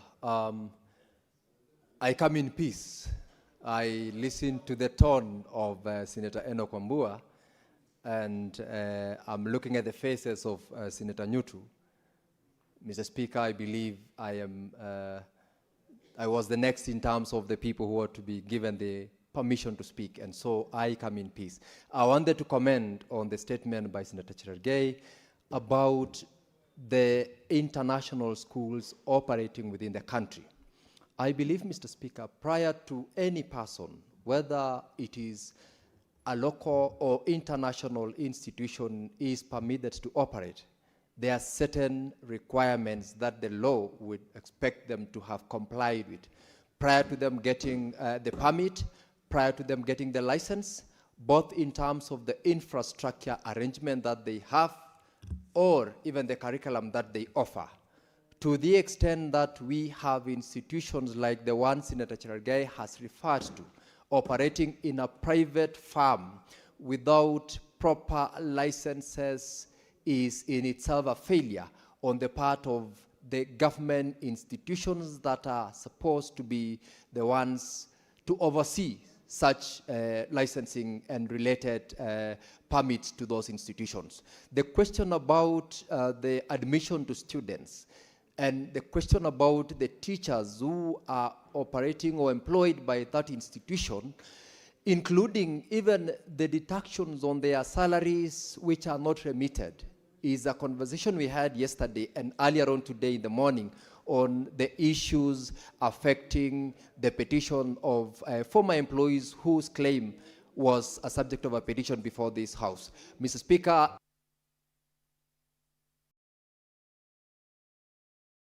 Sorry, we have only 2 minutes because we are closing on the statement time. Senator Daniel Manzo. Thank you, Mr. Speaker. Mr. Speaker, I would like to make a point of supporting Senator Gataya's statement, which mainly deals with the part of Eastern and even Northeastern, which are very dry, Mr. Speaker, and currently are experiencing drought.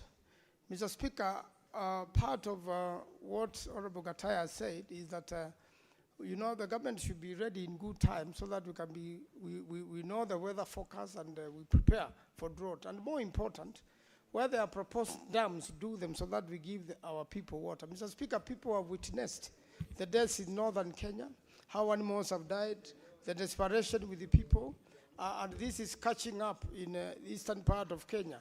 And therefore, the country and the minister in charge of this should really move with the speed and make sure no Kenyans or animals starve to death, because we have enough food, you know, we have enough grass in the country, we've got enough, we can harness enough water in the country when it rains. The same areas, Mr. Speaker, flood as soon as the rains come.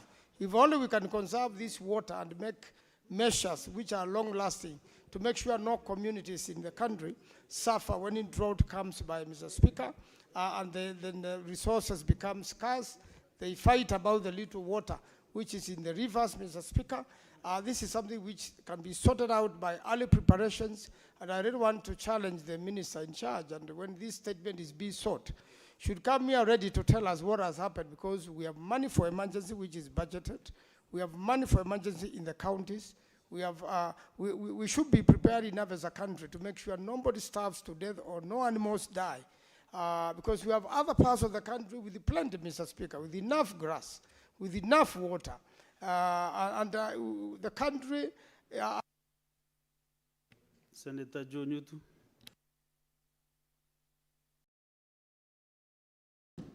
Thank you, Mr. Speaker, for this opportunity. I want to comment on the statement made by Senator Cheralgei of Nandi County, Mr. Speaker, regarding international schools. Mr. Speaker, any educational institution operating in this country must have the approval of the Ministry of Education. And Mr. Speaker, the issues that Senator Cheralgei has raised are serious. Because, Mr. Speaker, we cannot have any operation in this country where statutory deductions are not remitted to the relevant authorities, Mr. Speaker, because this will be violating the rights of those working in such institutions. Mr. Speaker, the issue of bypassing Kenyan trained teachers in favor of foreigners is something that should be taken very seriously, especially because we have serious problems with unemployment in this country, Mr. Speaker. But most importantly, to talk about is these operations that happen illegally. While we have in every county, every sub-county, and in fact, almost in every other educational zone, we have officers from the Ministry of Education. These are people sleeping on the job. And that is why we have had some reports, Mr. Speaker, of schools that are non-existent, but that are drawing capitation from the national government. Because there are officers on the ground who are sleeping on their job. Mr. Speaker, as the Committee on Education looks at this matter, they should put to task the officers on the ground because they are sleeping on the job. We should not have such operations, Mr. Speaker, and least, most importantly. Senator Osotsi, Godfrey.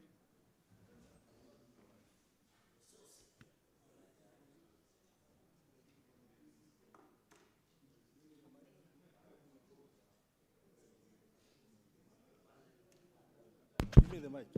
Thank you, Mr. Speaker. Mr. Speaker, let me quickly support the statement by Senator Cheralgei on the involvement of police in repossession arising from defaulting debtors and guarantors. Mr. Speaker, how I wish this statement could be expanded so that we look at the general involvement of police in illegal operations, Mr. Speaker. Mr. Speaker, the police have been involved in many illegal operations which are not within the law and which are largely criminal in nature, Mr. Speaker. If we have a police force that is readily available to be used for dirty operation, Mr. Speaker, then this country will be headed to the dogs. We know this is what used to happen in Haiti, Mr. Speaker. Haiti is what it is today because the police force was misused, Mr. Speaker, to conduct operations which are illegal. Mr. Speaker, having said that, I think as we said that, and Senator Cheralgei could not substantiate, over the weekend in Kitengela, Mr. Speaker, I witnessed the police force commanding the goons to destroy the PA equipment, public address equipment for our team. And the police were watching and did not do anything. The same police, Mr. Speaker, they went ahead and threw a tear gas to a crowd that was largely calm and peaceful. We know they are planning to do the same in Kakamega, Mr. Speaker. We are a people of peace. Senator Murango James. Asante sana Mr. Speaker. Ningependa kuchangia taarifa ambayo imeletwa na Senator Kakataya. Mr. Speaker, ni vizuri kujua kwamba tunapopata rasilimali inafaa itumike kwa watu wote ambao wanahusika. Na hivyo ni vizuri wakati tunatumia mito yetu tuhakikisha kwamba walio chini pia wanaweza kufaidika. Lakini pia Mr. Speaker, unapata taasisi za kiserikali ambazo zinahusika katika kuhakikisha kwamba maji yanafika mahali nafaa kufika, wamelala. Na nilishangaa sana juzi kupata kwamba taasisi ya Waruma kuliko kuhakikisha kama katika kaskazini mwa nchi kuhakikisha kwamba watu wana maji, wanaongeza nyongeza ya malipo ya maji. Mr. Speaker, mojawapo ni kwamba leseni ambao wananchi walikuwa wanalipa 7,500 saa hii ni kati ya shilingi 180,000 kwenda mpaka hadi ya nusu milioni, Mr. Speaker, ambayo wananchi hawezi kumundu. Mr. Speaker, jambo la pili ni kwamba wanatumia kanuni ambazo zinapitishwa na mbunge visivyo. Kama sasa wanatumia kanuni kuhusu huduma za maji nambari 54, kanuni kuhusu uvunaji wa maji kanuni nambari 58, na kanuni kuhusu rasilimali za maji. Wanachukua hizo zote pamoja, wanakusanya kutumia kuongeza anda ya maji kwa watu ambao wakulima na wenye wanatumia maji. Leo hii wakati wananchi wa kaskazini mwa nchi hawana maji, ndio wameleta kusema malipo hata kupatia ngamia na mbuzi maji. Sasa wanafaa wao wanalipa. Miradi inayofanywa na shirika ambazo hiyo za serikali kuwezesha jamii kuishi na kuweza kuendelea mbele kama Floka, bado wanaweka vipimo na wanaweka mita kuweza kupimia watu maji. Mr. Speaker, hiyo ni vimbaya, na taasisi kama zile kama haziwezi fanya kazi, inafaa bazivunjiriwe mbali. Honorable Senators, the time that had been allocated to comments on the statements by the Speaker was 20 minutes. I've just been notified that we have run out of that time.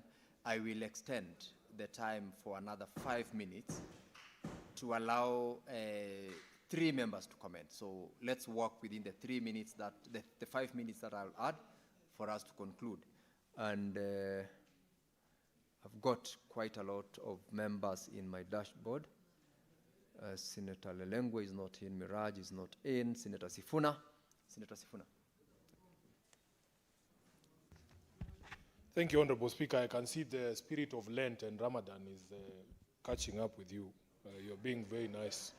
And we want to wish all the Muslim brothers and my Catholic brethren happy Ramadan and a successful Lent.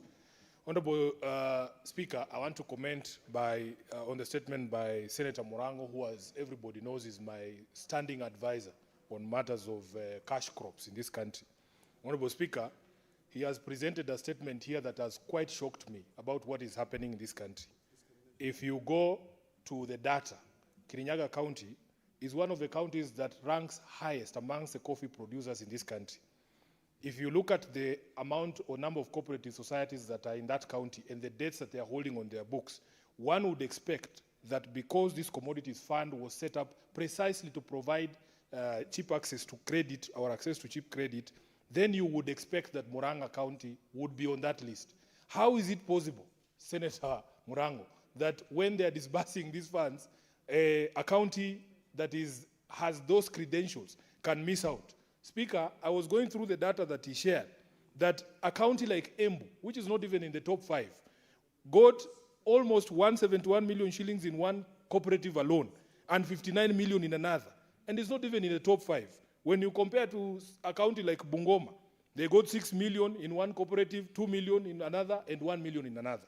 Honorable Speaker, we really need to be told, what really is the criteria in this country of resources? Where is the fairness? Where is the objectivity in the distribution of these resources? Because it just doesn't make any sense. We don't grow any coffee here in Nairobi. So I want this committee to provide these answers to me so that I can understand what really is going on in the distribution of resources in this country. I thank you, Honorable Speaker. Now, that should be the spirit of timekeeping and mindful of your colleagues. Senator Veronica Maina.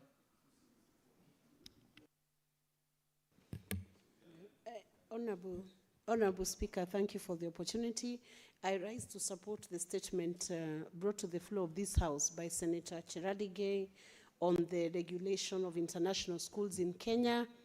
Honorable Speaker, it is very sad to note that a school of this level and of this cadre can be operating from a residential area when we have a robust Ministry of Education and very competent staff who are able to accredit, to license, to authorize schools to operate in the Republic of Kenya. Honorable Speaker, this can turn out to be a very serious financial scam, because when it comes in the name of an international institution that is supposed to be rolling out a curriculum, Honorable Speaker, you know the kind of school fees they will be charging to the students.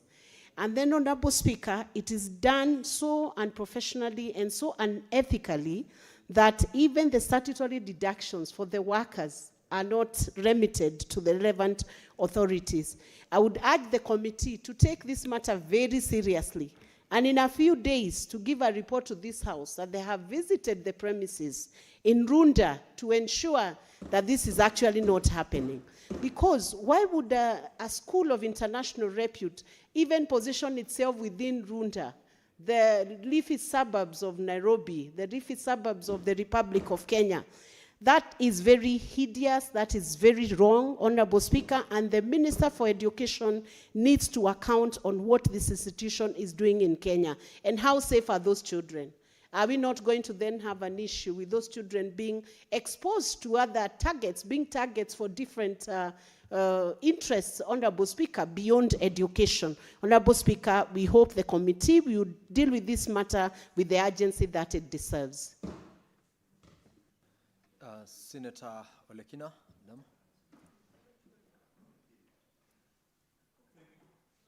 Thank you, Mr. Speaker. Quite briefly, let me comment on two statements. One is on the coffee by the distinguished senator from Morango. Commodity fund, where was it established? It was established to provide credit to farmers. I'm concerned about this issue of loans, and this is about time that we need to teach our farmers. I take a completely unorthodox approach to this matter. Teach our farmers to take insurance policies so that we do not overburden the country. Now, on the issue of discrimination, that is a matter that I want to request the Committee on Agriculture to look into those figures provided by our colleague, that other cooperatives have been treated fairly, others have been treated unfairly, so that we can bring a balance. Secondly, Mr. Speaker, on the issue of the international school, my view is completely unorthodox. There is no law in this country that designate areas where schools should be established. I have looked at this school. This is an international school. What concerns me is the allegations that teachers who are teaching in that school do not have immigration papers. That is a concern to me. Number two, the concern to me, which is an allegation up to this level, is that there are statutory deductions that are not being remitted. The only way for us to be able to find the truth is by the Committee on Education investigating those allegations.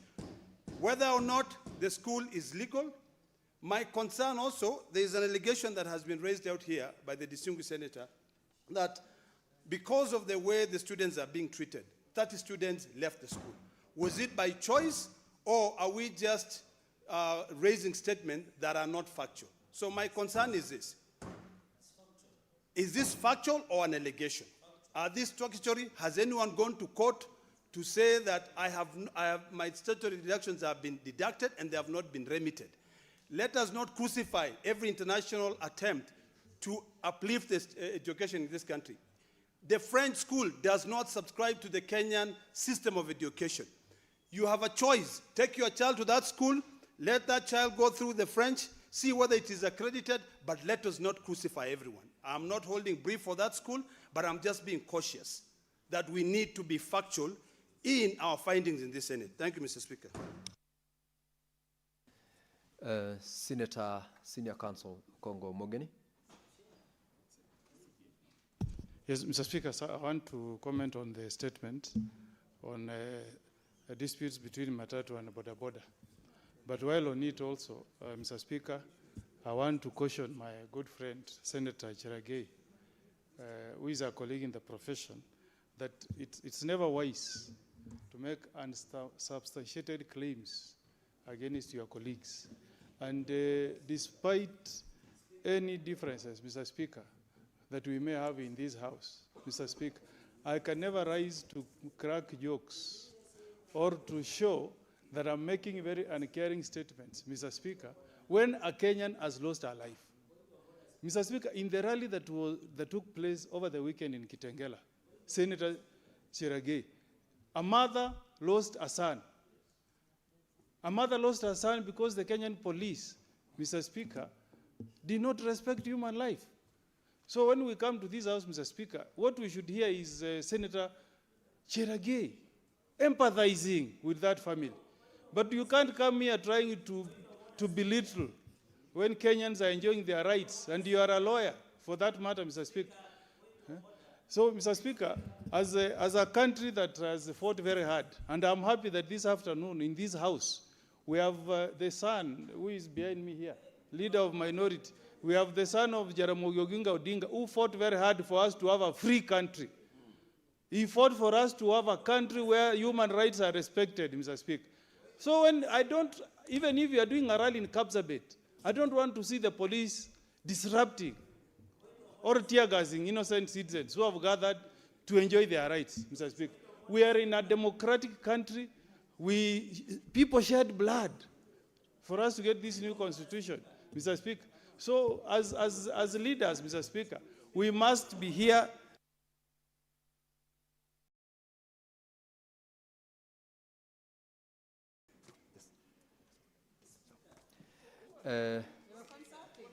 Senator Cherargei, I'll give you the mic to comment, but whenever the Speaker has not given you the attention, he is listening and he can see. If he's not got your eye, he didn't get your eye. But now you can speak to the statements, and I want you to confine yourself under the rule of relevance. Thank you very much. Mr. Speaker, understanding order number 1, you should also exercise your discretion by protecting members. Because when a matter has been ruled on, is a res judicata matter, is it stopped from discussion.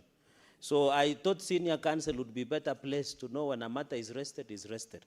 Mr. Speaker, let me comment, because I am more wiser than him, by just on a point of relevance. Speaker, the issue of water crisis in this country is a big problem. You remember one of the agendas of President William Ruto is to ensure access to water. You know, you have a project in Posta Dam in Bomet.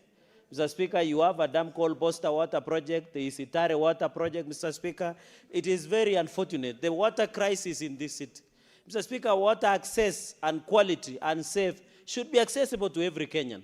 Here in Nairobi, there is rationing of water, Mr. Speaker. Water should be free, and yesterday I said water should be affordable to each and every Kenyan, Mr. Speaker. Yesterday I saw Uasin Gishu County government, Mr. Speaker, issue what we call diarrhea alert within the city of Eldoret, Mr. Speaker. You know, Eldoret Water and Sanitation Company serves Elgeyo Marakwet, Nandi County, and Uasin Gishu County, Mr. Speaker. When the county government of Uasin Gishu, through the governor, decided to hike the water prices, Mr. Speaker, the people of Uasin Gishu decided to purchase water from water vendors, and most of those water is not safe, and that is why the cases of diarrhea is increasing in Eldoret, in Uasin Gishu, Eldoret City, Mr. Speaker. So the governor of Eldoret and its county government were very insensitive when they hike water prices, Mr. Speaker, and it is very unfortunate, Mr. Speaker. Whenever you see, Mr. Speaker, some of these challenges in water, it needs to be addressed once and for all. Mr. Speaker, I support. Thank you. I wish the kind of discipline we have experienced in the last 10 minutes will continue in the House. We will transact a lot of serious businesses. Senator Marzayo, the floor is yours. I will similarly guide. You'll give me. Before you speak, Senator Marzayo, you'll give me one extra the content of your contribution. Asante Bwana Speaker. Bwana Speaker, nataka kuongea juu ya Nyongoro. Ile inaitwa Nyongoro Ranch ambayo iko katika Lamu.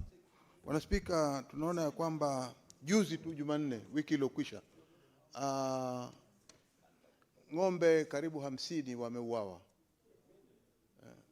Bwana Spika, tunaona ya kwamba shamba hilo katika miaka 20 iliyokwisha title lilitolewa na wenyewe wanajulikana ni kina nani.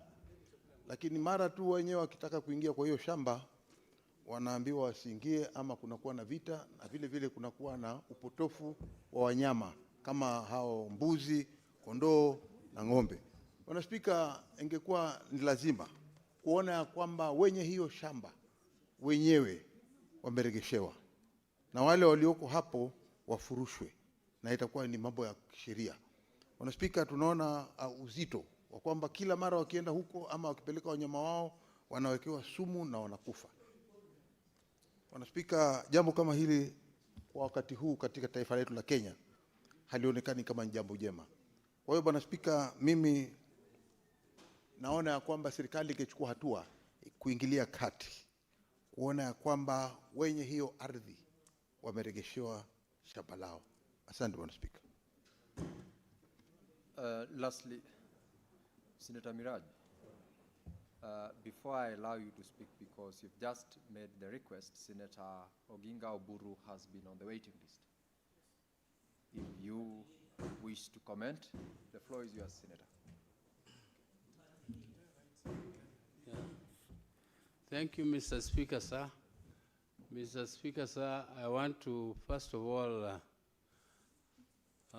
say that I did not like what happened last weekend in Kitengela when there were people who were tear-gassed in a peaceful rally, and I hope the police will investigate it thoroughly and the culprits will be punished accordingly, because, Mr. Speaker, we are in the implementation of a 10-point agenda, and now that notwithstanding, Mr. Speaker, I want to comment on the fish dying, by the statement by Honorable Agenda on the fish dying in Lake Victoria.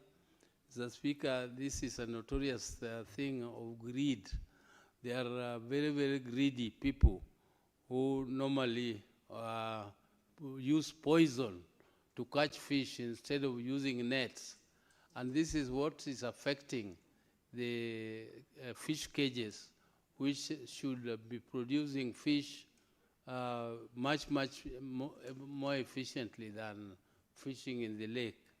And Mr. Speaker, I hope that this matter is going to be dealt with by the security of the lake and increasing the security surveillance in the lake, so that these greedy fishermen don't continue to use poison and kill our people also, because the fish which is poisoned and is sold in the market passes on that poison to the people who consume it. Thank you, Mr. Speaker. Thank you, Senator Buru. Finally, Senator Miraj.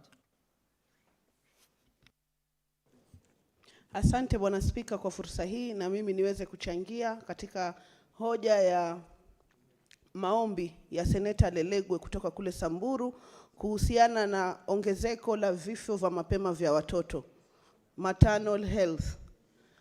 Kwa hakika Bwana Spika, tatizo hili limekuwa donda sugu katika taifa letu na hata kimataifa. Nikiangalia takwimu za Umoja wa Kimataifa likionyesha takwimu ya kwamba vifo vya watoto ambao hawajazaliwa, wanazaliwa wakiwa marehemu, vimeongezeka kwa 300% ulimwenguni. Na sababu ambazo zimeweza kutolewa hapa na seneta wa Samburu ni kwamba kuna utepetevu katika afya ya mama mjamzito na haswa ya kisaikolojia. Ningependa kutoa changizo langu ya kwamba magavana ambao wako katika taifa letu la Kenya na viongozi sote tuko na jukumu sio la kisheria peke yake, bali la utu na ubinadamu, kuona ya kwamba tunaweza kuungana na kuwa na sauti moja, kuona ya kwamba mama ambaye amebeba mtoto wake miezi 9 anaweza kumzaa mtoto huyo salama. Pia niongeze changizo langu katika hoja ya maombi ya Senator Shakila kutoka kule Lamu kuhusiana na yale maafa ya ng'ombe 20 ambao wameweza kuuawa kwa sababu ya vita baina ya wafugaji na wakulima. Ningependa ombi langu limfikie waziri wa usalama wa ndani. Hala. Maana visa hivi vitaongezeka wakati siasa imepamba moto. Na badala ya ng'ombe 50 kufa, tutaona maisha ya watu wakipotea. Ningependa kuona waziri amefika katika maeneo hayo na kuweza kuleta suluhu. Hata machifu na DCCs wote wapo na uwezo wa kuzungumza. Senator Mirad, your time is up. So, honorable senators, the time which we have graciously extended for purposes of comments on statements has now ended, and we will progress from the order paper. Clerk, you may now call the next order.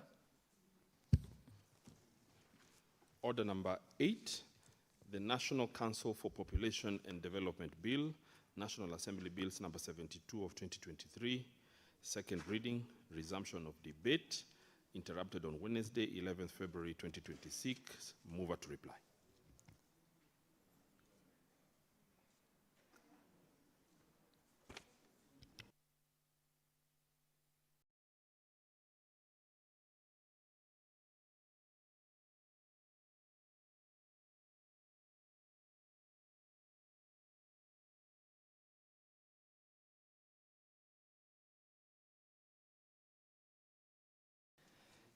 Honorable senators, order number 8, we are expecting the leader of majority to reply in this one. Is not present in the chamber.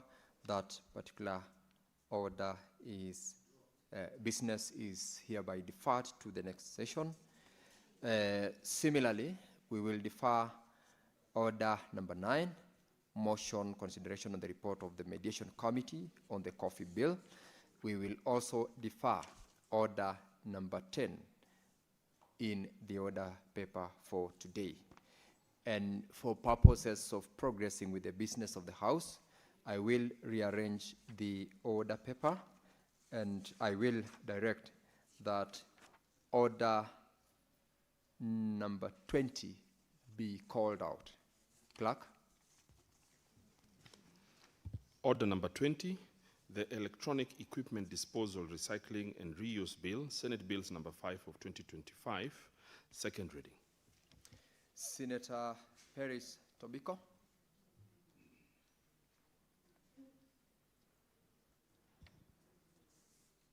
Give Senator Tobiko the mic. Senator, you're on. You may now proceed. Thank you, Mr. Speaker. Mr. Speaker, I beg to move that the Electronic Equipment Disposal, Recycling and Reuse Bill 2025 be read a second time. Mr. Speaker, let me take this opportunity to speak about the Electronic Management Bill. Mr. Speaker, Kenya generates an average of 3,000 tons of e-waste annually, Mr. Speaker, mixed with ordinary waste. According to the World Health Organization, Mr. Speaker, e-waste is considered hazardous, a hazardous waste, a threat to the environment and to human health, Mr. Speaker, if not treated, disposed, and recycled appropriately. The release of thousands of chemicals, Mr. Speaker, which are harmful neurotoxicants, e.g. lead, dioxins, and mercury, Mr. Speaker, are all injurious to human life, Mr. Speaker. Mr. Speaker, this bill, if passed, Mr. Speaker, will give a legal instrument to provide for safe, regulated handling and disposal of e-wastes, Mr. Speaker. Mr. Speaker, the bill will provide for a framework for an environmentally sustainable disposal, recycling and reuse of e-waste. It will also establish a national e-waste recycling plant. And Mr. Speaker, it will also establish e-waste sorting sites, consolidation sites for connected purposes, Mr. Speaker. Mr. Speaker, this bill seeks to provide for a sustainable environment, compliant mechanisms for disposal, recycling and reuse of electronic equipments, Mr. Speaker. Mr. Speaker, if you even go to the households, Mr. Speaker, and imagine how many laptops, how many handsets, mobile handsets that we are keeping in our houses, Mr. Speaker, that needs to be disposed, how many medical equipments in our hospitals that need disposal, and proper management of that kind of disposal, Mr. Speaker, you realize that this bill is long overdue and is required, Mr. Speaker, as we get into the management of life, not just waste, but basically we have gone e-technology in the management of everything, Mr. Speaker. Mr. Speaker, this is therefore why the e-waste management bill is timely, Mr. Speaker, and needs to be adopted in our country so that we move with the rest of the world in managing and recycling our e-waste, Mr. Speaker. Mr. Speaker, this bill seeks to improve the health of all Kenyans by proper collection and disposal of e-waste. It will also, Mr. Speaker, address creation of employment in the green economy in e-waste management. Mr. Speaker, it will address zero waste principle in e-waste as a resource to be harnessed for wealth creation and reduction of pollution, Mr. Speaker. Mr. Speaker, the national government will have its role to develop policy on e-waste management in consultation with the county governments, the Council of Governors, Mr. Speaker. The national government will classify e-waste. It will also ensure adherence to international obligations in regards to e-waste management. The national government will develop standards and guidelines on health measures.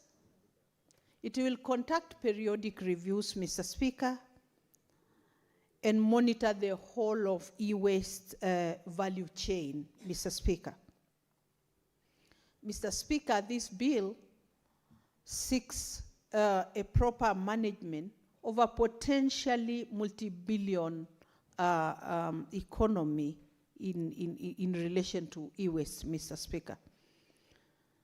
Mr. Speaker, the national government will do the licensing of the national e-waste recycling plants and conduct an e-waste education and public awareness, Mr. Speaker.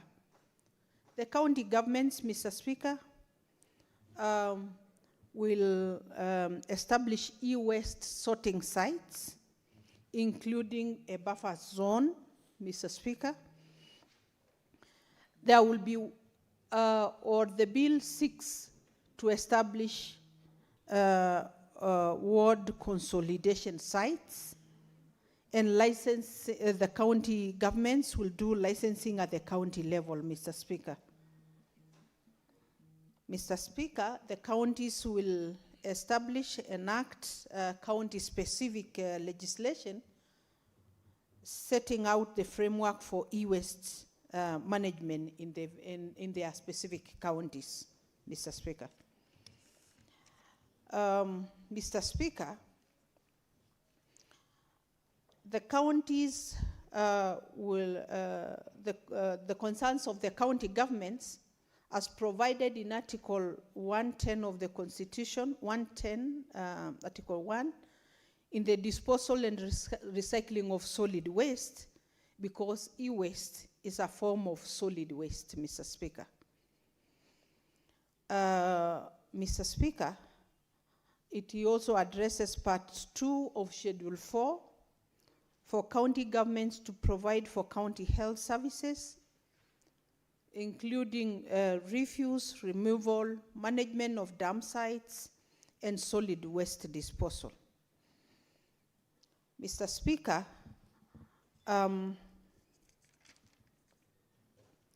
this bill will address the whole value chain of the e-waste management, Mr. Speaker. At the moment, Mr. Speaker, such legislation,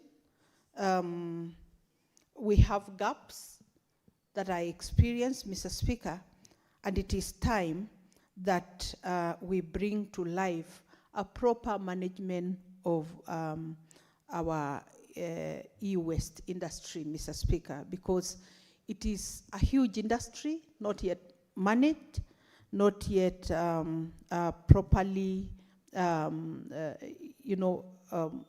without a legal framework for operation, Mr. Speaker. Mr. Speaker,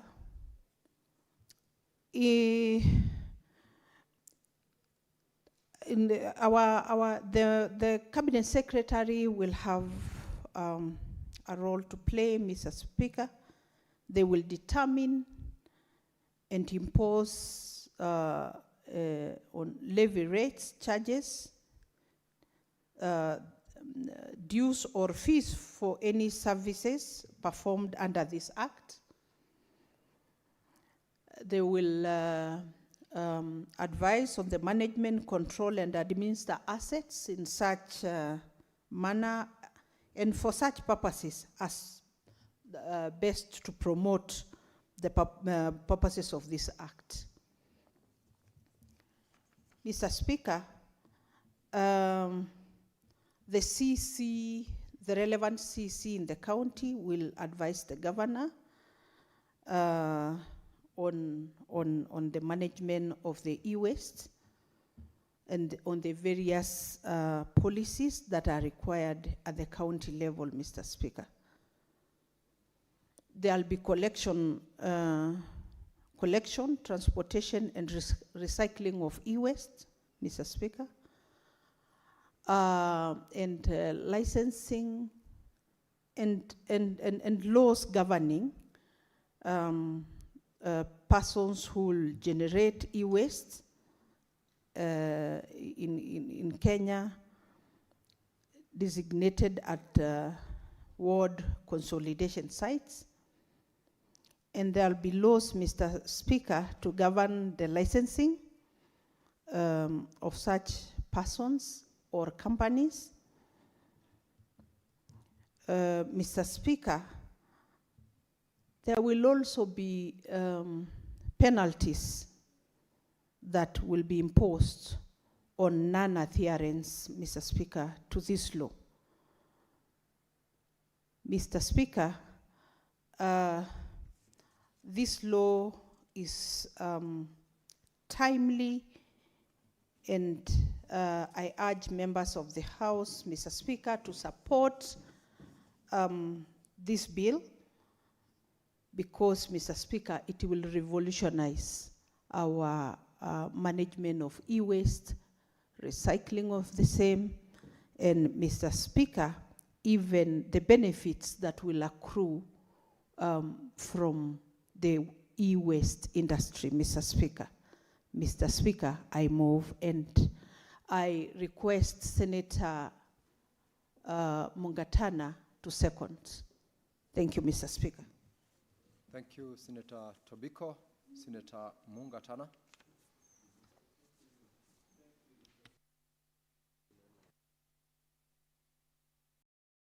Thank you, Mr. Speaker. Okay, fine. Mr. Speaker, I rise to second the Electronic Equipment Disposal, Recycling and Reuse Bill 2025.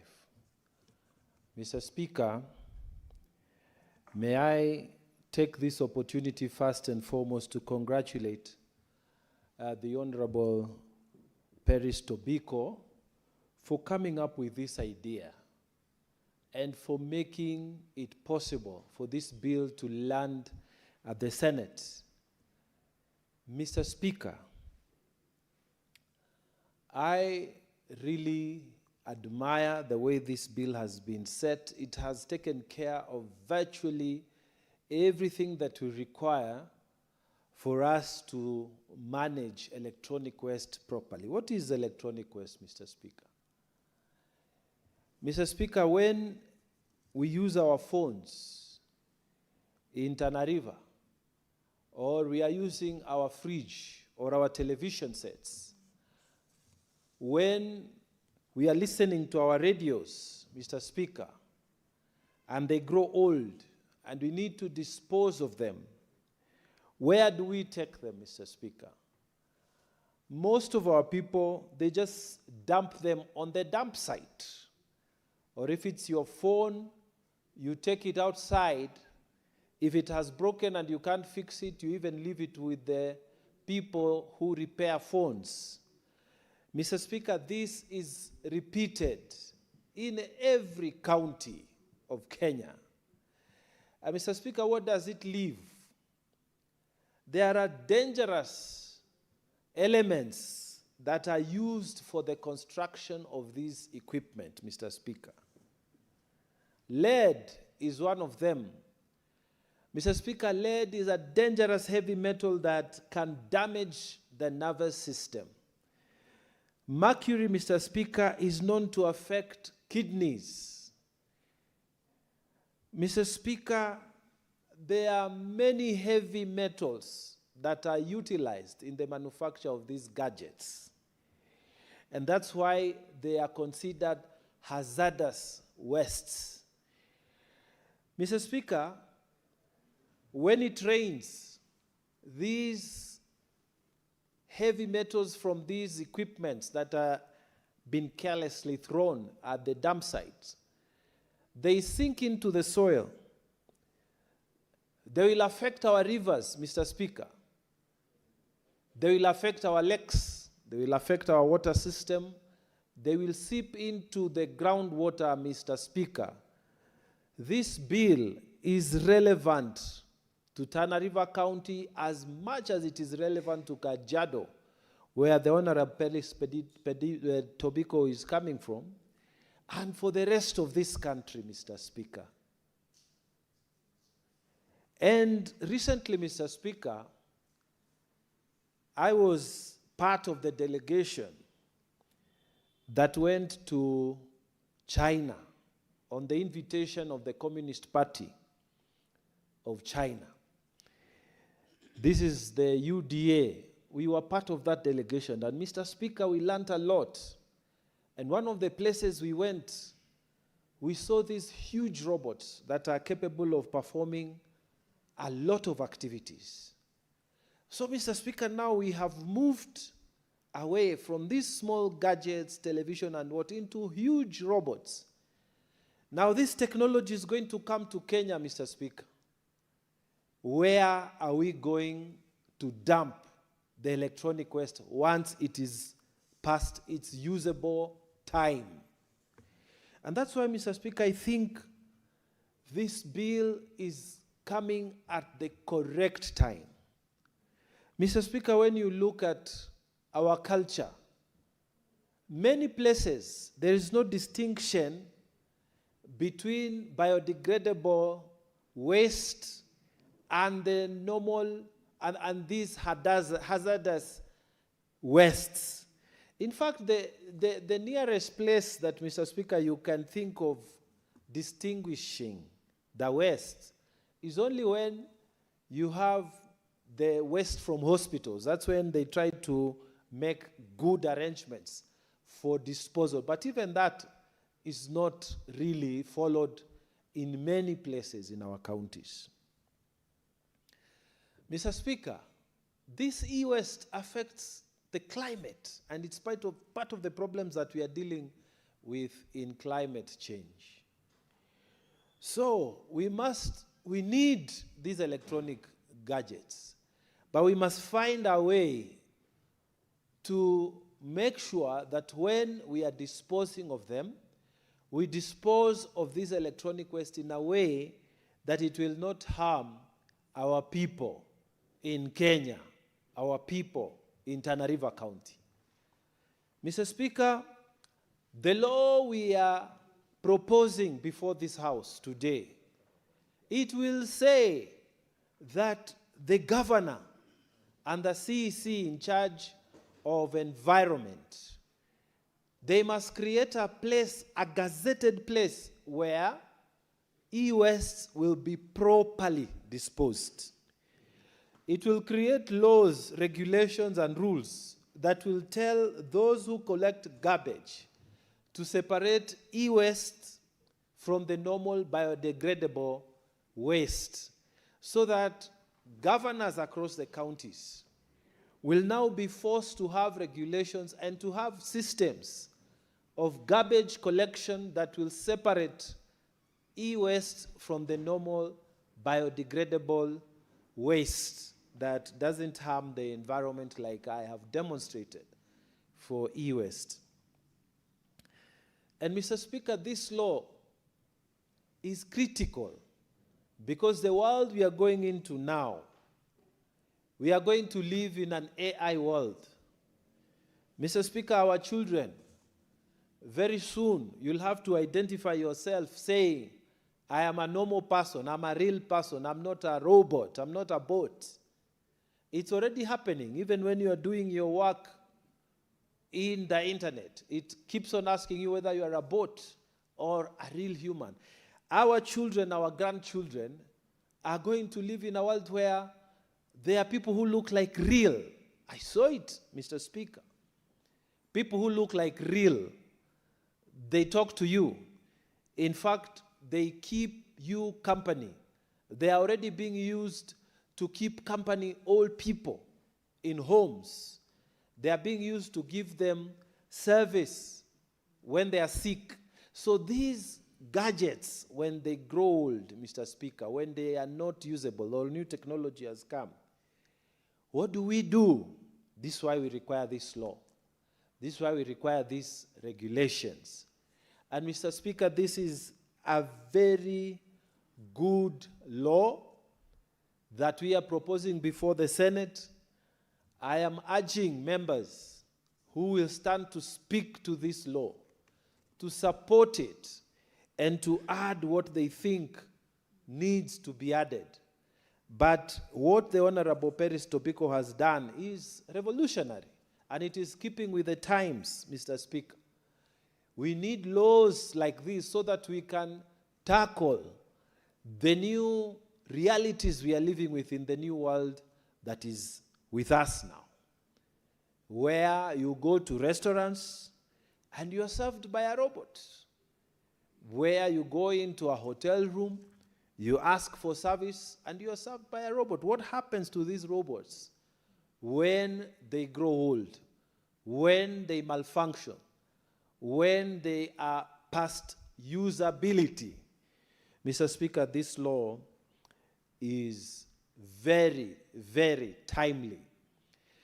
And some of the proposed clauses here, they speak to requirements for licensing. They speak to requirements for standards. We don't want people to buy electronics that will last for 1 month, 2 months, and then you have to throw it away to buy another. We have to have a regulatory system that will allow for longer lasting equipment so that we we don't have too much degradation of the environment.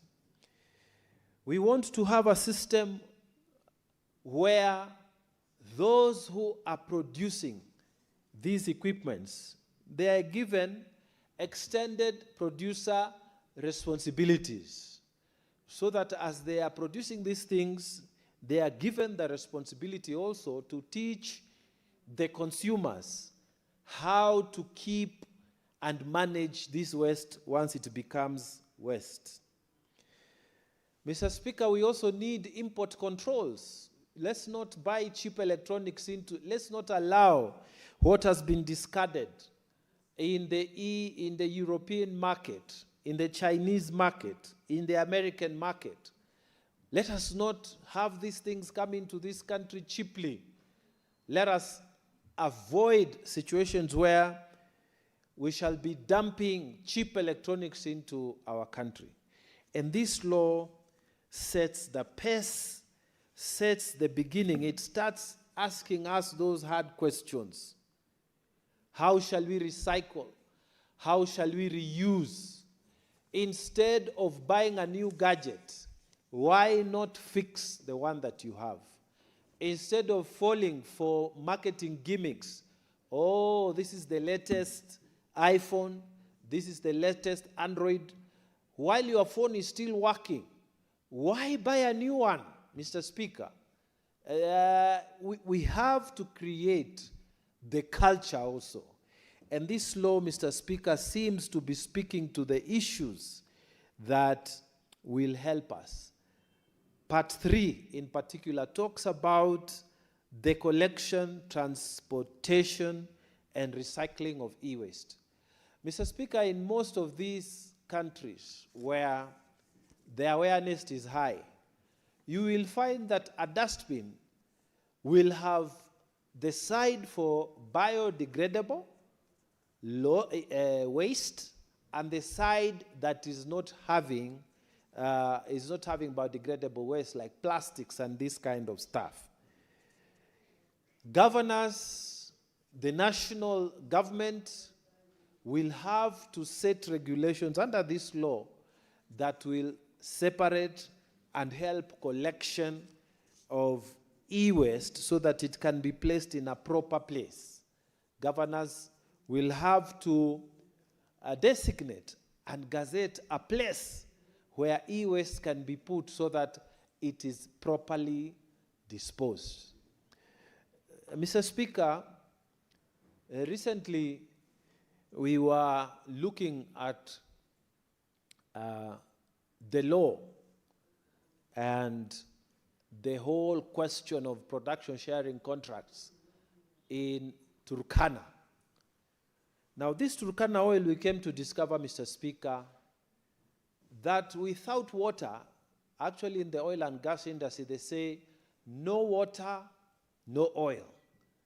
We came to discover from the experts that for you to extract that oil down there, you have to pump water, a lot of water, because apparently the oil is embedded in stones, rocks, a particular type of rock. So you have to pump it in, the water, high speed, and because water is denser than oil, the oil will then come up. But eventually some of the water will come up from the ground up. And they told us the water that God has put under there, the water that is there, is not good for up here. So we need to dispose of it. It's called produced water. You need to treat it before you release it to the environment. There are things, and they told us, lead, mercury, that mixes because it is underground.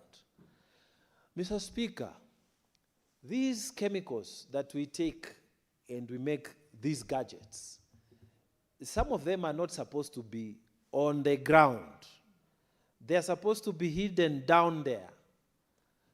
Mr. Speaker, we had the chance of visiting some space exploration center in Beijing, and when They show you the soil. They show the soil from the moon. They tell you, be very careful. Do not touch, because we don't know what kind of elements are inside there. They could be bad to the human body. So don't touch. Just look at far, and we leave it there, and it is an enclosed place. What am I saying? I'm saying this, Mr. Speaker. There are elements that are foreign, and they are not supposed to live within 37 degrees centigrade where we live. They are not supposed to live in this space on top of the ground. But we require them to create these gadgets. And these gadgets are used here in Nairobi and in a place like Tana River, where people just think we will just use, when we finish, we'll throw it away. The land is so big it will never affect us. No. Some of these equipment, Mr. Speaker, if not properly disposed of, they are carcinogenic in themselves. They are cancer-causing. And so, Mr. Speaker, this law, I am urging colleagues who will speak, honorable members who will speak to this law, let us support it, and where we feel there's something lacking, let us add, let us introduce amendments to make sure that this law is rich and it sees it passes here very quickly, it sees the light of the day very quickly. We take it to the other house and we get it signed before the end of this 5th session, so that, Mr. Speaker, we can live, this Senate can live with the history that we were amongst the first people to bring protection of e-waste in Kenya. Mr. Speaker, with also many remarks, I urge my colleagues who will speak to this bill to support it, and I beg to second. Thank you, Mr. Speaker. Now, honorable senators, I propose the question that the Electronic Equipment Disposal, Recycling and Reuse Bill, Senate Bills number 5 of 2025, be now read a second time. I will call upon senators who would like to contribute to this bill. And Senator Manzo, you are on top of the request from my dashboard. You have the floor. Thank you, Mr. Speaker. Mr. Speaker, I really want to thank the Honorable Peristo Biko, my neighbor in Makueni County, and for a very thoughtful piece of legislation. Mr. Speaker, environment conservation has become a very, very important issue in the country and the world. Mr. Speaker, these laws are applicable to other countries. If you go to Europe, there is a way they dispose the fridges, there is a way they dispose the televisions, there is a way they dispose the phone gadgets, there is and there are certain trained people on how to do it. But how do we do it here in Kenya? Even when you have a television set, you have a small remote. We no longer use the torch batteries as much as they used to be used because of introduction of use of solar in the world now. But even the small batteries in your remote control, it has a lot of mercury, it has a lot of many other, and people just, once you're changing, just throw it in the dustbin. You can imagine how many of these batteries end up into our waste in the eastern part of Nairobi. And then people have to go and sort them out. And some of them, when they are exposed to the sun, they burst out, they are rotting, they have emissions. And the most important is lead and mercury, which are very poisonous and are also part of the poisonous substances which cause cancer. So this goes into a long way to protect young children, to protect many, many Kenyans from getting cancer. And then what happens when it rains? When these things have been disposed there, they've crashed, this goes to the rivers, go to the ocean, the fish to the lakes, and then the fish, the same fish, we come and consume it, Mr. Speaker, and before long we are either in the hospitals here in Kenya or even hospitals abroad. And it's very expensive for the country. So this is a law which is going to be very, very important. And not only that, then we have no policy of disposing the lead batteries, which we use in the cars. And then the ones now with the new development of solar energy, Mr. Speaker, we are using these batteries at home in many, many parts of the countryside, the solar batteries. In fact, when I go to a place to change my battery in one of these service stations, the workers, they say, oh, please, give me this battery. I send it home to be used by my mother in solar, and I gladly give them. But how is the old lady in the village going to dispose that battery when it can no longer be used for solar purposes? It has lead, it has acids, it has many other chemicals. So at some point, all these materials have to be dealt with professionally. We have the problem of asbestos.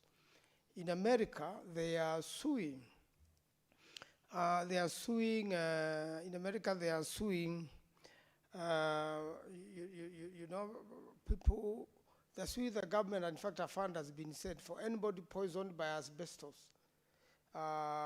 Then and especially you get cancer out of it, and you can prove it, then you are compensated. But cancer is deadly. If not discovered early enough, then that person's life is cut short. And therefore, asbestos itself has already posed a challenge in the world. What about all these new things? And we still got a lot of it. So I thought it would even be better at third reading, we amend these to include several waste mechanisms so that we take care of everything else which is being disposed, because there are so many, and even take care of, because the counties, Mr. Speaker, have shocked me. Up to now, we are mixing our waste. The biodegradable and the non-biodegradable. They are in one bin. In many countries you go, Mr. Speaker, you find by law you have two types of bins. The biodegradables, which eventually get processed back into fertilizer or something safe. And the non-biodegradables, from glass to all these things, small batteries, used with electronic gadgets, all of it should end up in one place, so that it becomes easier to sort and easier to reorganize itself, so that it doesn't end up, poisoning people. So I'm very happy that I had, my good friend, the senator for Tana River, Dr. Mugatana, talk about even mining and its poisons, even the materials which had been picked from the moon. And every time these people traveled there, they had protective gadgets, so that when they carry these materials to be studied, they bring them back to Earth. And I was very lucky recently when I went to the US to the Senate, Capitol Hill. I met one of the senators, former senator, who is now dealing with the center, the research center on these space centers, and was himself at the moon, and later on became a senator, and after many years he's still alive. Amazing man, together with his wife. They are really aging, but these are the people who can tell the young generation stories, and who have seen the world evolve in the 60s to today, and the sort of computers they used then to go to the moon, and the equipment, and now what is being used today, even the way planes have evolved. So the disposal of these electronic gadgets are in so many places, from the cars, car radios, to the equipment used in planes, to the schedule is so big. and I think we should work with the Honorable Ferris Tobiko and experts so that we make a proper schedule on how these things can be put together and how they can be, disposed safely. And this is a big industry in itself. It can create a lot of jobs for a lot of young people now should be trained in this particular area so that themselves also don't get exposed to danger. Because whoever is handling is likely to be exposed to danger. So it cannot be handled by amateurs. There must be some training school of some sort and some manufacturing of equipment which makes sure that this person is not exposed as they deal with this waste. So, Mr. Speaker, I know many members want to contribute. This is a very interesting piece of legislation. I have seen published a Gazette notice, meaning the bus has moved, and meaning that this cannot go back. And this shows how useful Senate is and how experienced legislators like Ferris Tobiko, who's been quite around for some years, are making changes in the country and in the world. And I'm sure when we pass this legislation, quite a number of African countries will come and learn from us. And I think it is something which eventually will need a serious budgetary consideration because of the setting up stage to make sure that there is safe, destruction of this sort of waste. And not only this waste, even waste associated and related to this. You can see there are new computers here. There were iPads which have been removed. I don't know how they have been recycled, whether they have been donated to some primary school somewhere. We are donating. There are computers being donated all over in schools. But then how does that school eventually dispose these equipments, and how will the children interact with the waste, and how much are we poisoning our country? And we must now prepare for the future because this is being generated at a very high rate. Everything has gone electronic. You are either on a phone, smartphone, or on computers, and these are the new books. But the waste material, which is hazardous, how do we dispose it? So I really want to support this law and look forward at the third reading where we can make amendments and check out the research in the world, come up with all the best practices in the world, and get them done so that our country can be a lead example on how we dispose this very hazardous material. I thank you, Mr. Speaker. I support. Senator Samson Terge.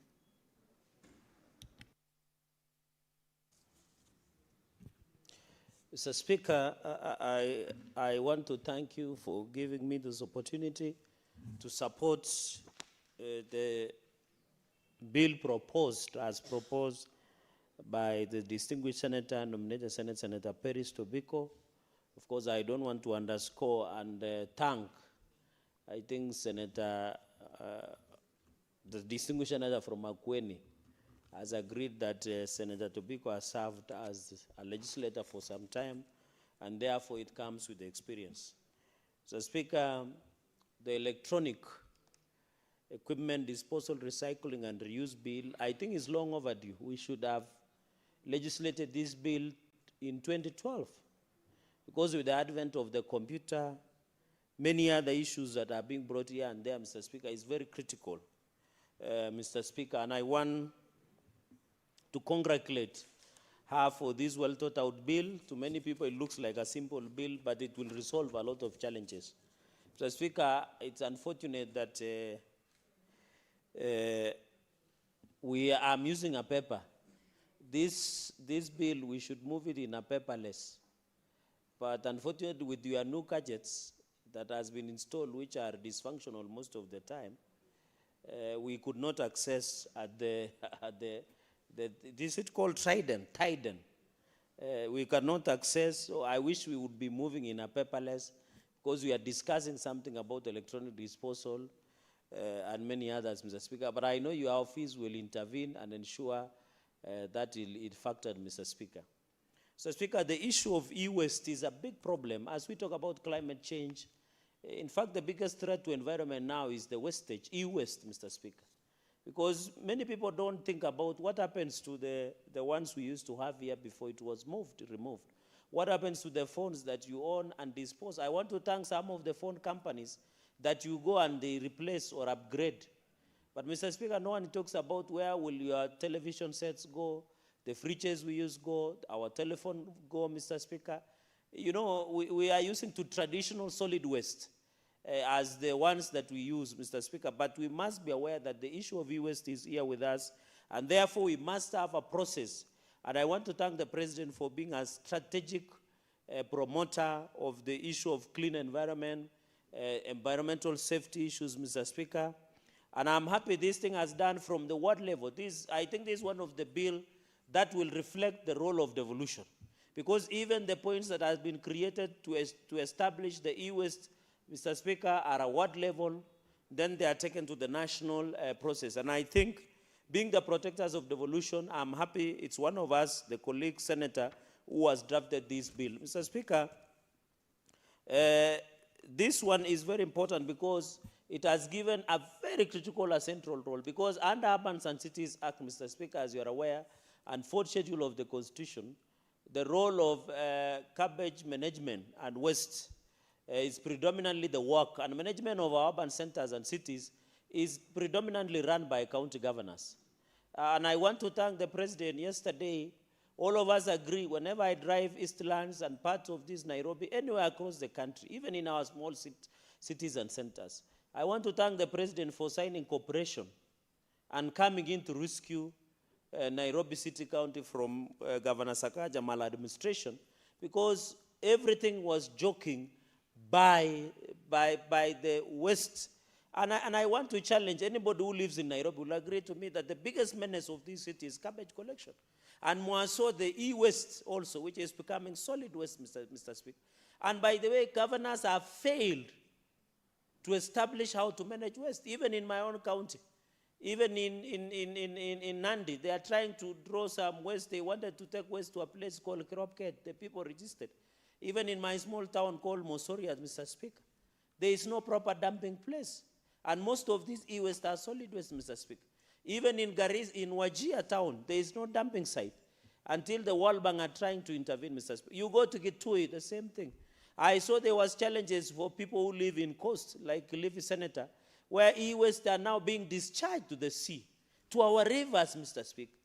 You go here, even in this river regeneration program that the President launched today, after the signing of Cooperation Act with the county government of Nairobi, they are trying to manage, because what is clogging these rivers? I normally drive through Kibra, one of the largest slum centers in the world or in Africa. You drive, as you approach the bridge, you look down there, you can't imagine the quality of the water that is there, Mr. Speaker, because of lead exposition that is leading to many rising of cancer cases, Mr. Speaker.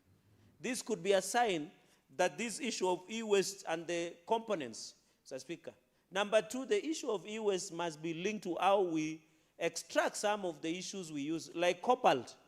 The reason there is a lot of war in East Congo is because the fight of resources. One of the resources, Senator Mansaya, through the Speaker, is extraction of cobalt that is used to make some of these phones, Mr. Speaker. So even as we extract some of these extractives to manufacture and to use, we must be aware, where are they being disposed? Do they have lead?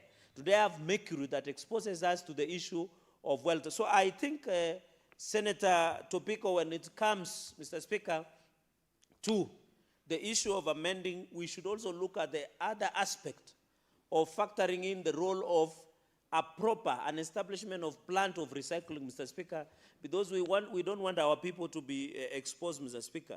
So I think the issue of rates and charges, due and fees, Mr. Speaker, as I speak, we need the biggest success in most of the international and some of, Mr. Speaker, some of you, like you, Speaker, who has traveled a lot and is aware of what is happening in most of these cities, Mr. Speaker, you are aware that the disposal of waste, e-waste and solid has been managed in other countries.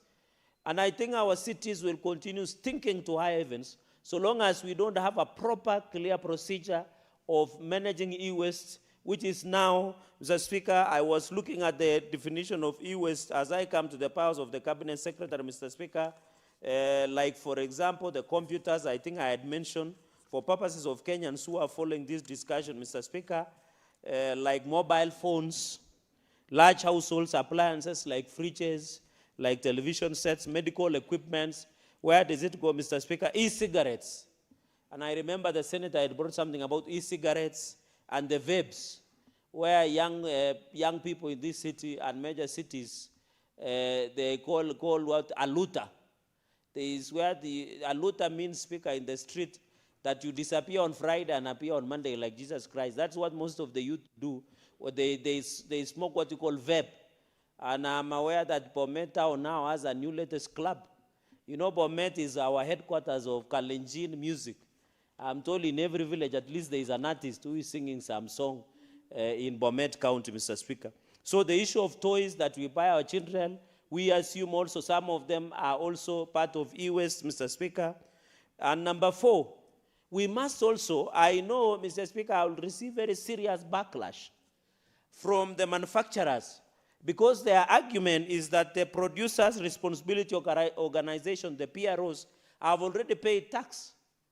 But we need to ensure that they pay equal levy so that they assist us with that money to use for e-waste recycling or destruction of e-waste, Mr. Speaker. I remember in the Finance Bill 2024, although it was a popular finance bill that led to Gen Z uprising and the National Assembly under the presidential memorandum decided to withdraw the bill, one of the important key components, many Kenyans did not, it was about equal levy, Mr. Speaker. We should have assisted when Samsung brings phones to Kenya, when Apple brings phones to Kenya, when any other manufacturers of electrical appliances bring to Kenya. We must tax them to get equal levy or equal tax, Mr. Speaker, so that we can use for the recycling and disposal of e-waste. And I think they might argue that through the manufacturers of PROs, in fact, Mr. Speaker, if the argument of multinational tech companies is that they are paid through Producers' Responsibility Organizations, PROs, they should establish their local manufacturing plants in Kenya. Why is it Samsung has not established their own plant of assembling? The Toyota and many other computer. You know, a car, Mr. Speaker, also has computer appliances that can be used to be disposed, Mr. Speaker. So this one, colleagues, and I want to appeal to the sponsor of the bill, I don't know, the owner of the bill, I fear using the word sponsor, because sponsor means something else, and naturally sponsor in the street mean a man outside there, but let me use the owner of the bill, that we must amend. I know it will bring crisis, Mr. Speaker, of the issue of finance, the issue of article, on the issue of National Assembly, they will argue that this is a money bill. But if we can collaborate with the National Assembly and include the eco tax levy, it will be easy to manage e-waste, Mr. Speaker. And I think, Mr. Speaker, what shocks me with our colleagues in the National Assembly, I'm not discussing them, but sometimes they reject our bill saying it is money bill. But after 2-3 days, they republish the same bill. So is that not parallelism or what we call in academic world, Mr. Speaker? I've seen many bills, even my bill that was about anti-stock theft bill that we passed in this house. After some time, I saw the majority leader of National Assembly publishing, after the National Assembly argued that it was a money bill.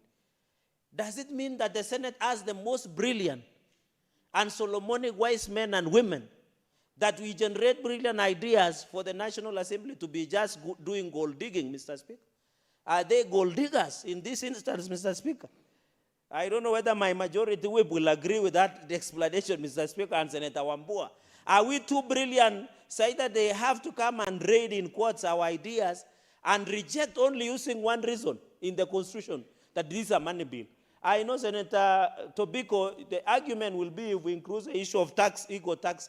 I don't know how you will do, but you will allow me at the third reading to at least amend so that we can get the taxation, Mr. Speaker. Mr. Speaker, I will just make 2 points on the issue of licensing of waste collectors.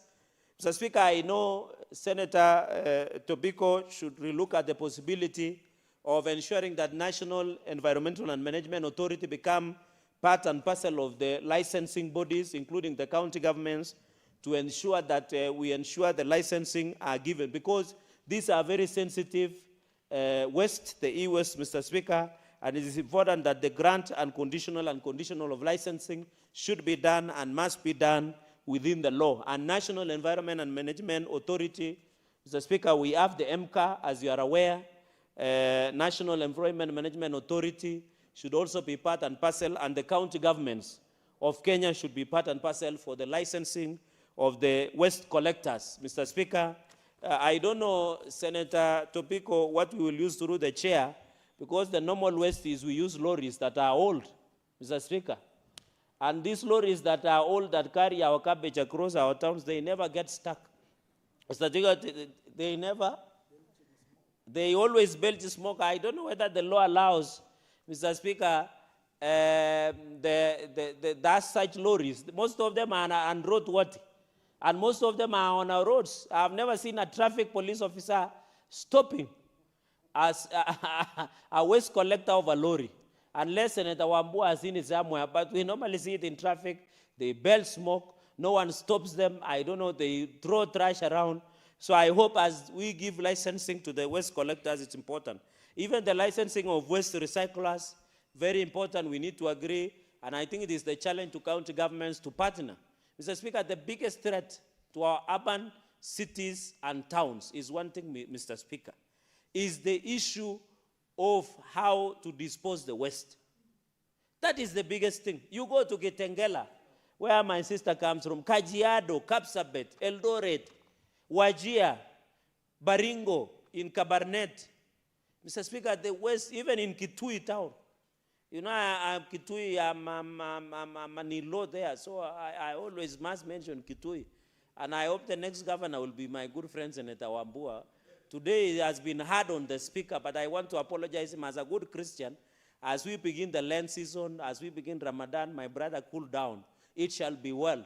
Mr. Speaker, I have noted the change of Madam Speaker on the seat. So on this issue of e-waste of recyclers, we must agree on the catalog of engagement and duration of license. I would wish that we should at least give, I've seen that is period of 1 year, but my proposal, let us make it 2 years or 24 months with a review that is allowed within that aspect, Mr. Speaker. Madam Speaker, sorry. The issue of collectors, responsibility of e-waste recyclers and collectors, we must intertwine. Let us have a published. Madam Speaker, you are aware there are cartels in this city. That when you go to Dandora dam site, they control the dam site. Are you aware garbage collection is one of the serious businesses in this country, especially in this city? We need to be careful on how we handle e-waste collectors and recyclers. Because you are aware, Madam Speaker, there are many cartels who control garbage. And somebody told me, in Kiswahili, quote unquote, hakuna pesa chafu na pesa safi, pesa ni pesa, Mr. Speaker. So we must be careful, Mr. Speaker, and in the same spirit, allow him, Madam Speaker, that as we move this bill, there is a significant, we need also to agree on our road signages. And in mentioning road signages, I want to congratulate Engineer Luka Kimeli of being appointed the Director General of Kenya National Highways Authority, Engineer Jackson Wangondu or Mangondu of being appointed the Director General of Kenya Kenya Rural Roads Authority, and also Madam Ayutsla, who has been appointed as the Director General of Kenya Roads Board, and also congratulate the new NTSA CEO, Mr. Kodiwa, of being appointed the Director General, Madam Speaker. And I hope the issue of roads and road signages, the expansion of roads, forms part of e-waste. Madam Speaker, you are aware NTSA just launched a policy on how electric vehicles. So we need also to think, when will we dispose electric vehicles? This bill has really captured, and I think as the NTSA, National Transport Security, comes in with the focus, Mr. Speaker, Madam Speaker, it will be the focus. And I want to say with those appointments, it reflects the face of Kenya. I've seen our colleagues, not here and outside, they are trying to cast aspersions that it was not merit. It was merit, Madam Speaker, and I've seen one of the chairs of one of the agencies is your very close friend, Engineer Maura, who did the appointment today, on behalf of the board, of course. Madam Speaker, in conclusion, as I celebrate one of the brilliant Maasai girls and women of our generation that can only replace the shoes of the Maasai kingpin, Olen Timama William, Madam Speaker, we celebrate, you know, what a man can do, a woman can do better. I think that is very clear. We need to encourage women in leadership. And I'm happy my sister is going for the top job in Kajiado County. God willing, she will be the governor of Kajiado. Madam Speaker, I don't want you to go for these small seats like women rep senator. Just go for the governor of Murang'a County, and we will support you. We will support you, Madam Speaker. I saw the current governor sign not to be accounted. He's a fugitive of accountability. We need people who will be accounted, Madam Speaker. I want to cheer you on to be the governor of Murang'a County. Yeah? Yes, don't fear, we'll support you. We have Madam Tobiko become the governor of Kajiado. And I will ask my good friend, the State House Controller, because we are going for 2-term, Kato Lemetito to remain as State House Controller. Peris Tobiko becomes the governor because we are going for 2-term. For Kakitui, we'll create an exception. We'll give to Governor Wambua because he's a good man, just because he's a good man, but in wrong company. Madam Speaker, and therefore, we must support this bill to ensure that we do e-waste and ensure that, and I hope governors will be able to be accountable, Madam Speaker. When we bring governors, I know, God willing, when you'll be governor of Murang'a, please ensure this law is, I know Murang'a is semi-urban. You know, Murang'a and part of Mount Kenya region, most of your centers are nearer. But I think the challenge you struggle with is to dispose e-waste, Madam Speaker. So I want to appreciate and request that the governors implement. These are issues, Madam Speaker, in conclusion. These are issues that we needed governors to discuss in Kilifi. Not to discuss, not to be accountable, Madam Speaker. Washindwe, I support. Senator Chedadi, thank you for those contributions. And you have been kind to women, that they should be included within the governance cycles. So that is why I let you get away with a few of those things. Senator Wambua Enoch Kio.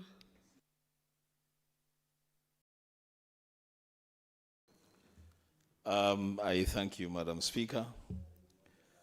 I also sat here patiently listening to Senator Cheragei going on. And I realized that, Madam Speaker, you were comfortable in your skin because he was saying nice things about you.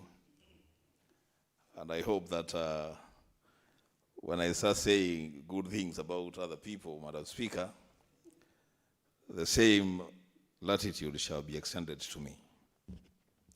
Senator Wambua, it's Lent period and it started today. It's a day of being kind and thinking about others. So we'll think about you too. Thank you, Madam Speaker. Kindness is my second name, so I will be kind to everyone, including to Senator, the Queen of the North. Madam Speaker, allow me to begin by congratulating our colleague, Senator Peris Tobiko.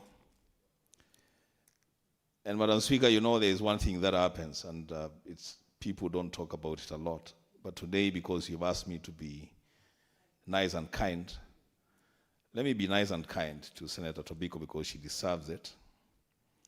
And Madam Speaker, Senator Tobiko was introduced to politics by none other than His Excellency Dr. Stephen Kalonzo Musyoka, when together they formed the then Wiper Party. And she has been very consistent on the values that we espouse as a party, being a true social democrat. Madam Speaker, this bill that Senator Tobiko is proposing, I would say that it's a bill that has come at the right time. Madam Speaker, you remember yesterday, we got the full script of the deal between the national government and the county government of the city of Nairobi, where one of the areas of cooperation is on solid waste management. And a whopping 4 billion Kenya shillings has been assigned by the national government to assist in the management of solid waste in the city of Nairobi. Madam Speaker, the only thing that I'll add to that is that, again, I hope, being a true believer in the success of devolution, that perhaps the same support could be extended to other counties that are also really, really struggling, especially with this matter and question of solid waste management.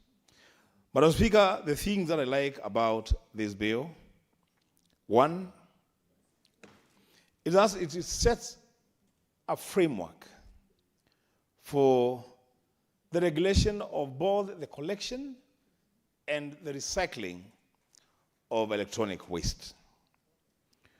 Madam Speaker, one of the biggest challenges that we have been facing as a country is that there has been no distinction between the disposal and management of waste from our living rooms, from our offices, even from our kitchens, including ugali and githeri, and the management of electronic equipment that have become obsolete and need to be disposed. And so, Madam Speaker, the thinking behind this bill is noble, and I want to ask and encourage my colleagues to support this bill and hope that once we pass it, the members of the lower house will have the presence of mind, Madam Speaker, and consider this bill so that it is ascended into law by the President. Madam Speaker, there are a few things that I would want to suggest to Senator Tobiko about this bill. Madam Speaker, I wish I could get the attention of the mover of the bill. She is being distracted by the Senator of Bomet, who a few minutes ago was seated where you are seated. Madam Speaker, I wanted Senator Tobiko to hear this. Senator Wakili Sigei, you can pick up with her after I'm done with her about a few issues with the bill. One, my reading of this bill creates the impression that recycling of e-waste should be licensed by the Cabinet Secretary. The people that want to carry out that business of recycling e-waste should be licensed by the Cabinet Secretary responsible for environment in the national government. I would want to plead with the mover of the motion to consider decentralizing that role so that if there is a recycler in Kitui interested in doing that business, then the licensing of that recycler be handled by the county government of Kitui, so that then what the national government will do will just set the standards and policy guidelines so that we don't have different counties, different standards, and different policies. So we make it really a shared function between the national government and the county governments. Secondly, and I don't know what the mover of this motion can do about this, perhaps nothing. You know, Madam Speaker, we have an institution, and I have said this many, many times, and I will repeat it on the floor of the House. The National Environment Management Authority, NEMA. From where I sit, when it comes to the destruction of the environment in this country, NEMA is as guilty as the people that destroy our environment. Because these people sit back and watch over major destruction of our environment, but they are very busy running after small little people. You know, our young people who are doing small little businesses, packaging chips in polythene bags.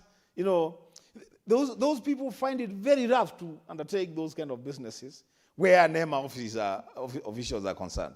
But these NEMA people will watch over destruction of entire rivers because I suspect they are part of the cartels that are involved in the businesses that come from those rivers for the sand and all that. So I see there is a role for NEMA to play here.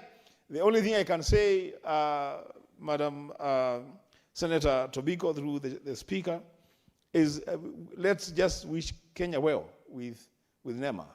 But as currently constituted, with the mindset that they have, I have very little faith that NEMA will be able to carry out some of these responsibilities that have been assigned to them.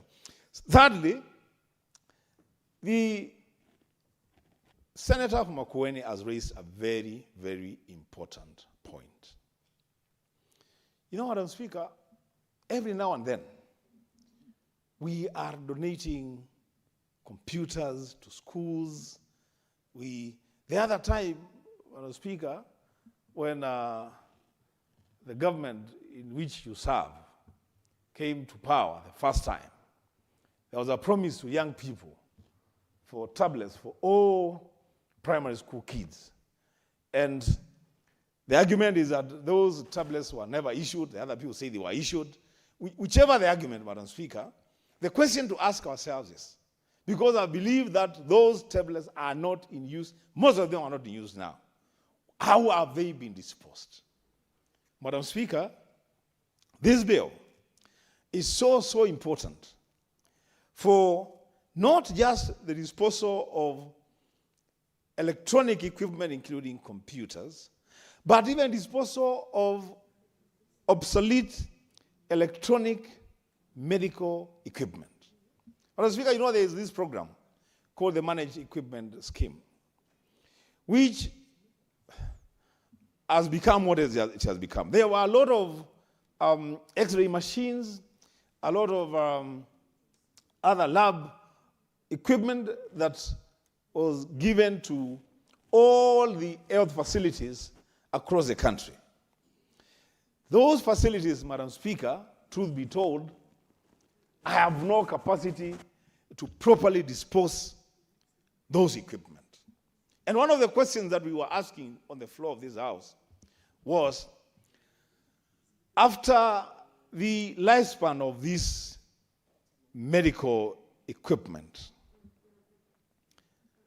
the X-rays, the CT scan machines, and all those other machines, after their lifespan, how do we expect the local dispensaries in remote areas to be able to dispose these machines in a manner that does not harm the environment, in a manner that does not turn out to be a health hazard to the people living in those areas? So, Mr. Speaker, this bill comes at a time that actually the lifespan of those equipment is almost expiring.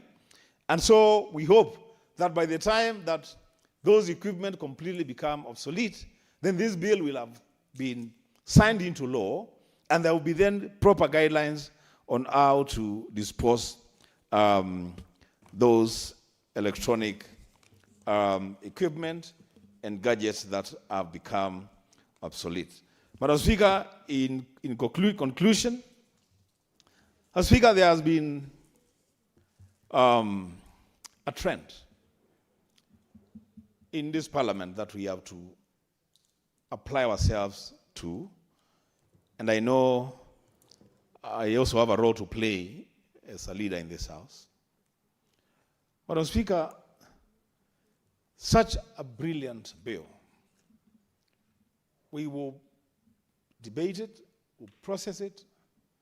I believe that my colleagues will see the good sense to pass this bill in good time. But then, how many bills have been processed from this House and are now lying and gathering dust on the shelves of the National Assembly? Madam Speaker, that's a conversation that we need to have. We need to have a conversation with our colleagues in the lower house that we are not in competition for anything. Our responsibilities, our roles must be complementary. We should be helping each other to help our country. Because surely, Madam Speaker, anyone going to sit on a bill like this, what would they be saying? And as you've heard Senator Cherargei allude to, they will just look for a line. This bill has created as an authority, so it's a money bill. And just because of that, Madam Speaker, if there was goodwill on both houses, this is what would happen. They would look at this bill and tell us, colleagues, you know what? We believe that this section, this clause, makes this bill a money bill. Remove it from your bill, pass it without that clause, bring it to the National Assembly. We shall insert that clause as an amendment to the bill. We will pass it. It will come to you. You will concur, and we'll have a law. Madam Speaker, that is how bicameral parliaments operate. You don't sit back there, say, you finish your work, we will show you who we are. Madam Speaker, this is a very important bill. Very, very important bill. And I hope that the National Assembly will see the sense in it, that will pass this bill. We shall be helping not just ourselves, our children and their children's children. So, Madam Speaker, it doesn't get to a time that now we have polluted our environment to an extent that everybody has been exposed to danger simply because there is competition on where this bill should originate from. Madam Speaker, with those remarks, I support. Thank you, Senator Wambua. Senator Dhangwa, Paul Karungo. Thank you, Madam Speaker. As I rise to also support this bill, that is the Electronic Equipment Disposal, Recycling and Reuse Bill, that has been tabled on the floor of the House today by the Senator Tobiko from Kajiado. Madam Speaker, as I support this bill, we need to first of all do some definitions, or first explain what exactly is e-waste, Madam Speaker. Madam Speaker, what are these electronic and electrical waste that we are talking about? Because someone somewhere seated probably in a corner of Kiambu County might be wondering, what is this e-waste, Madam Speaker? Madam Speaker, everybody in this house has a mobile phone, maybe one, maybe two. They have a tablet. They have a digital watch, Madam Speaker, and other gadgets that we use. Madam Speaker, these are some of the things we are talking about. Once you are done with your phone, what do you do with it? If it is broken beyond repair, what do you do with it? What about your watch? What about your tablet, Madam Speaker? And that is these are consumables. What about if we get to homes and household appliances, Madam Speaker? We have fridges, we have microwaves, we do have TVs and other gadgets that we use, even the game consoles, the PS2s, and all those other things, Madam Speaker. Once we are done with them, what do you do with them?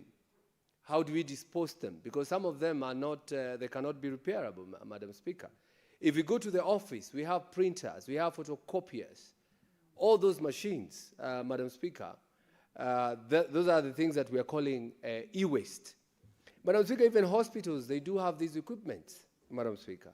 How do they dispose this gadgets or these materials, Madam Speaker. That is what this law is coming to cure, Madam Speaker.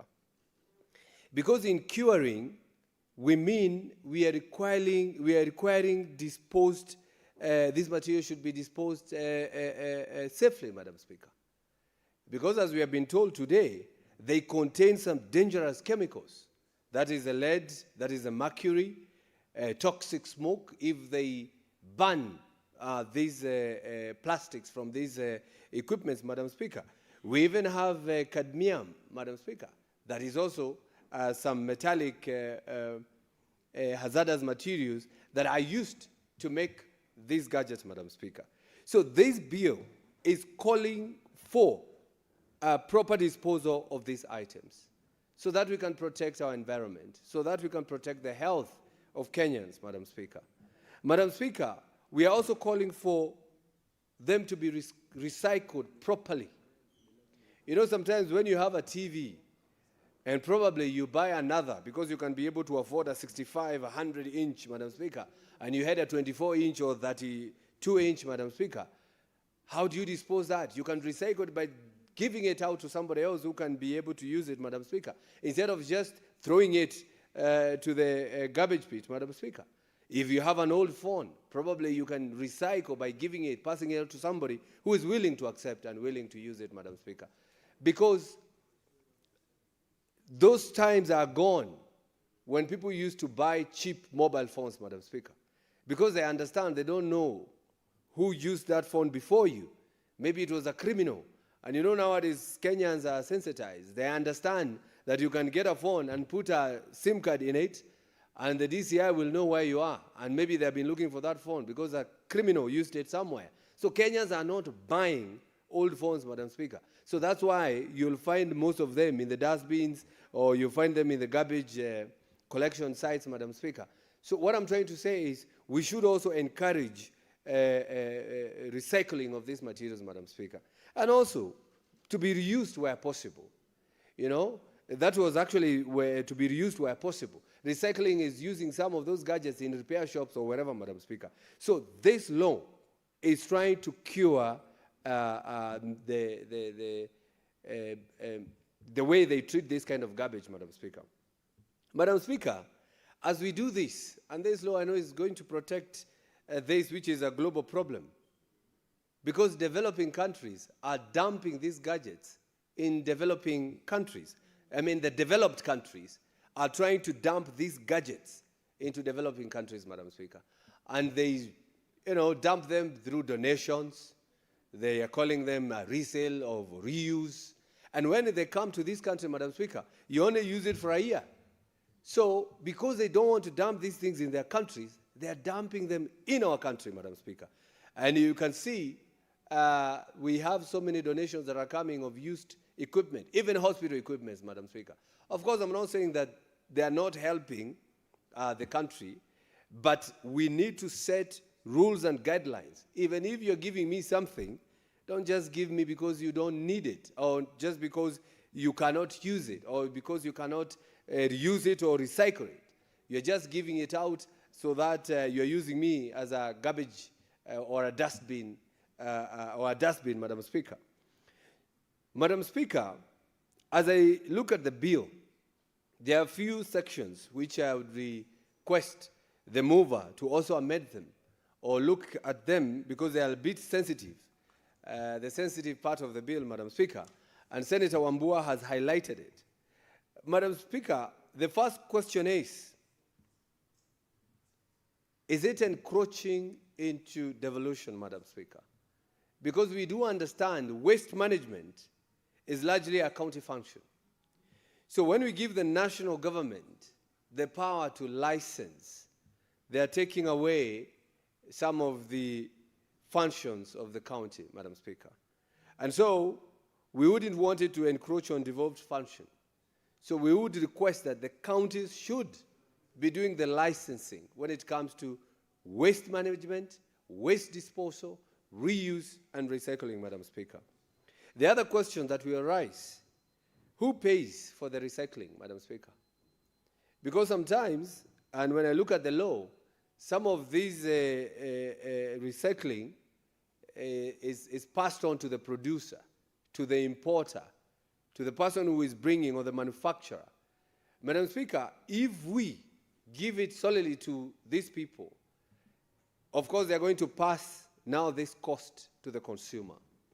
And the mobile phones will be expensive, the computers will be expensive, everything will be expensive. I think we should divide this kind of cost to both the consumer and the producer, Madam Speaker. Madam Speaker, in countries where they have dealt with waste of plastics, Madam Speaker, and you know in Kenya we are a bit different. Instead of coming up with some nice laws that enhance some of these things, we ban things, just the way we banned paper bags, and now here we are just about to ban plastic bottles. Some countries, the way they deal with this kind of garbage, Madam Speaker, is to make sure that every plastic bottle is attached to some value.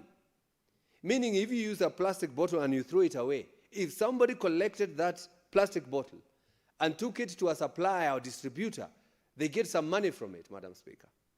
Not just for use or for whatever, but it has some money in it, Madam Speaker. And I can give this example by saying, if you are producing water or you're packaging water, that plastic bottle will be attached to an amount of about 20 Kenya shillings.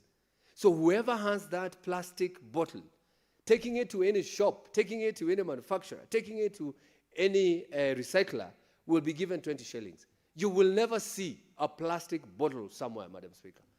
Because for that person who does not care about 20 bob and throw away the plastic bottle, it will be collected by somebody who needs this amount of money. And we can be creating jobs and also feeding poor families, Madam Speaker, or those that really require such an amount.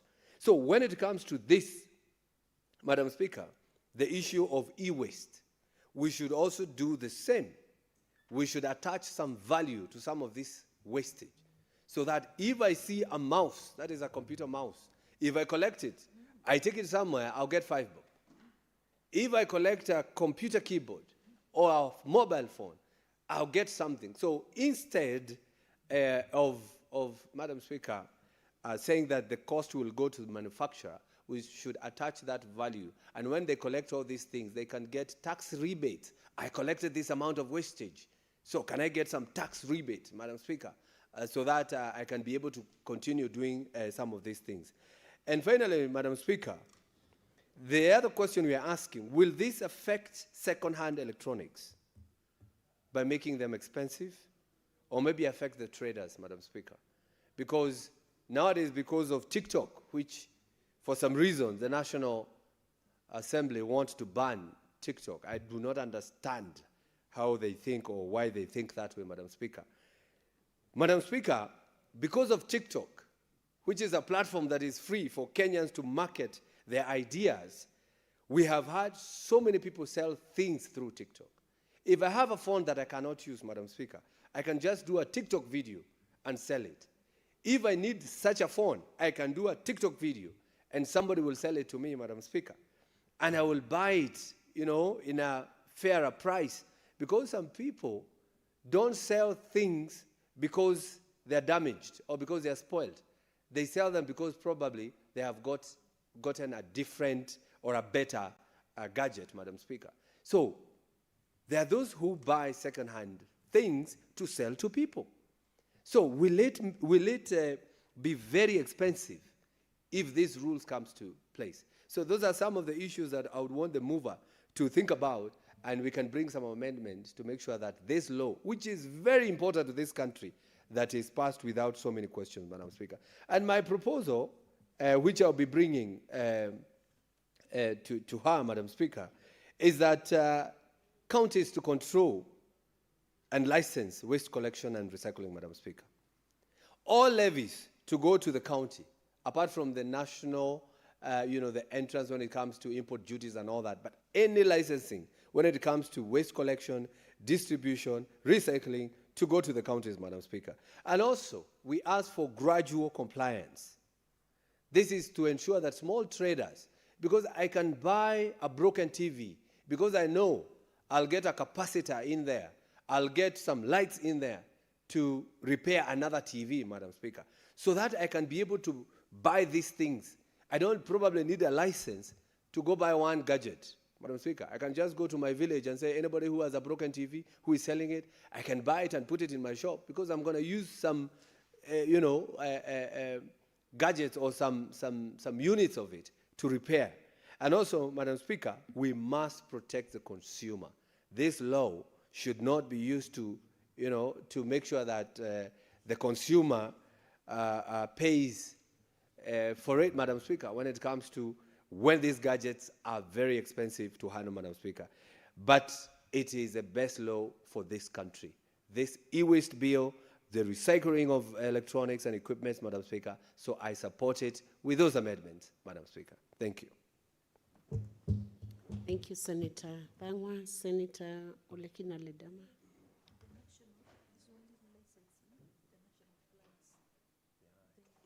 Thank you, Madam Speaker. Madam Speaker, I rise to make some brief comments on this proposed legislation. Before I proceed, let me appreciate the distinguished senator for having taken the time to think about waste management in this country. Madam Speaker, this parliament has got an existing legislation, which I bet is broad, which is a Sustainable Waste Management Act of 2022, which is quite broad. Now, this piece of legislation, which is now referred to as the Electronic Equipment Disposable Recycling and Reuse Bill, is a narrow bill. And I asked myself when I was reading through this bill, whether it would have been better so that this bill can actually see the end of the day or light at the end of the tunnel, whether Senator Tobiko would have amended the broad Sustainable Waste Management Act to be able to incorporate her ideas on that bill, which would have been a shorter route to take than now introduce this bill, to look at what has been the challenge of implementing the existing piece of legislation. I'll take some time and try to point out, I've written quite a lot of notes here, which I'll try to refer to.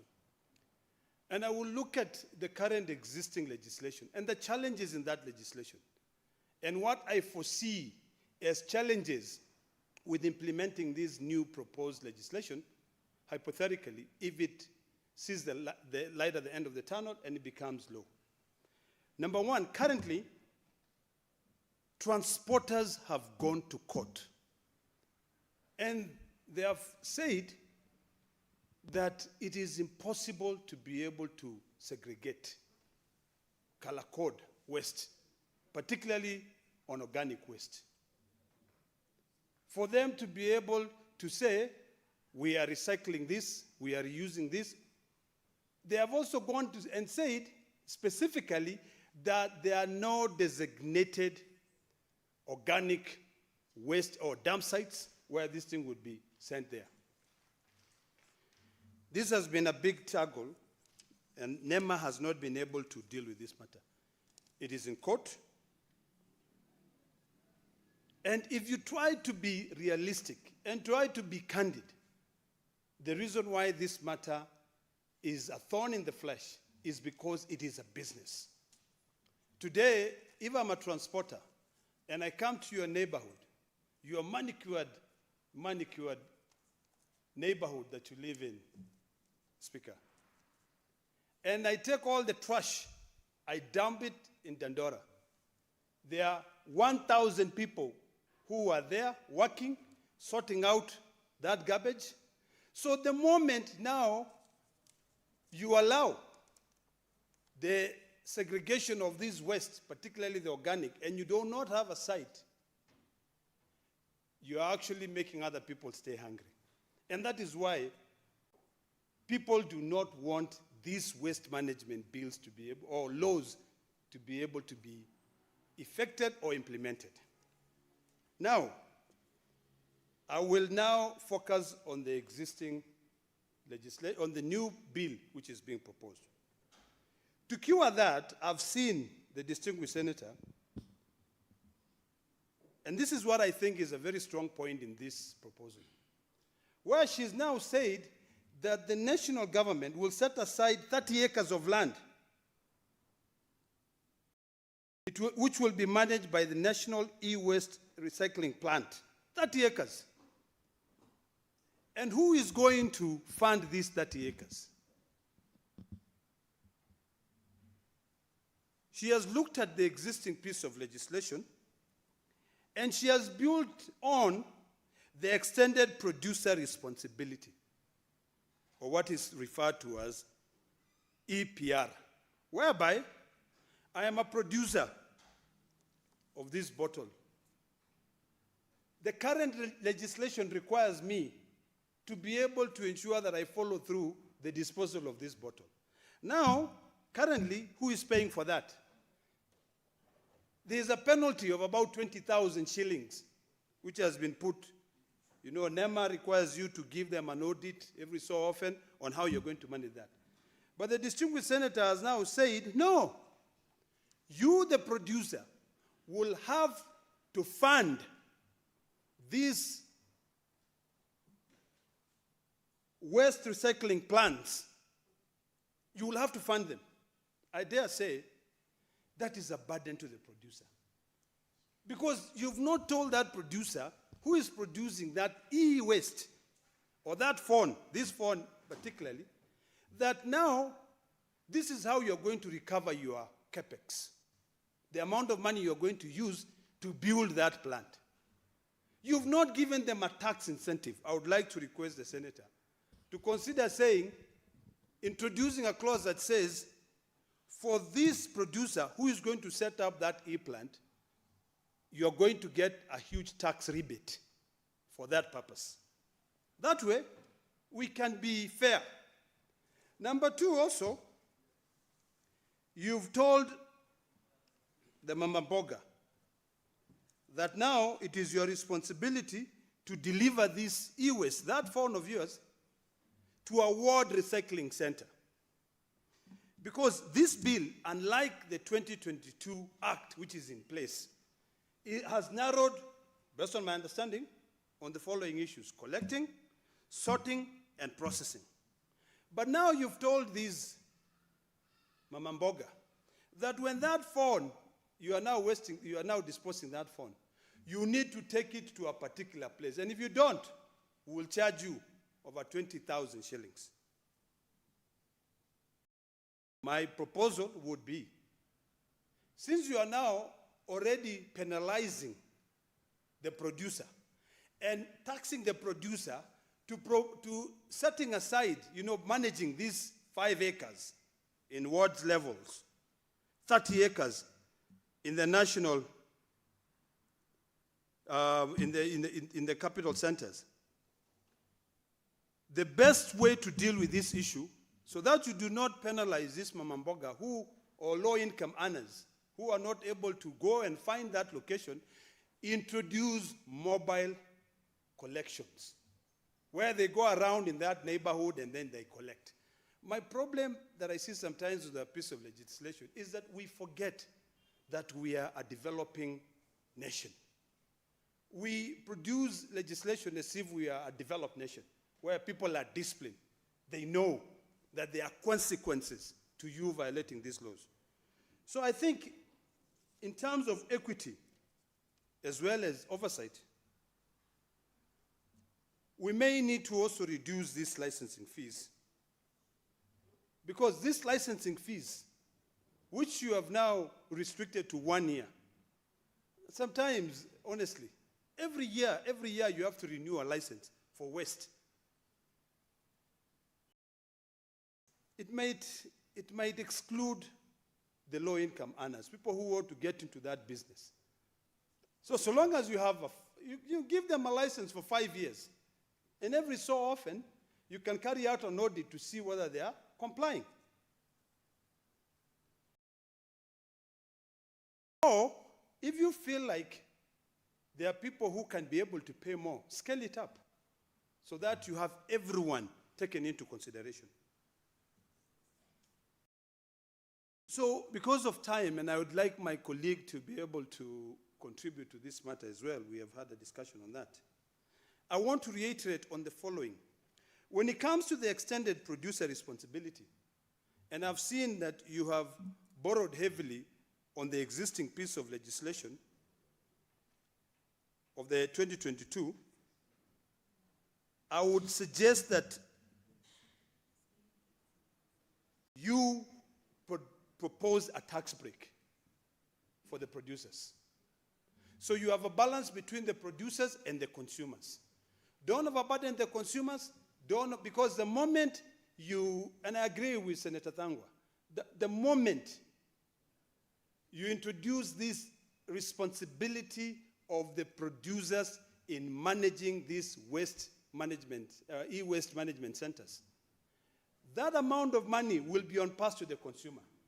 So to be able to ensure that you've introduced a recovery and a way for them to recover their capex,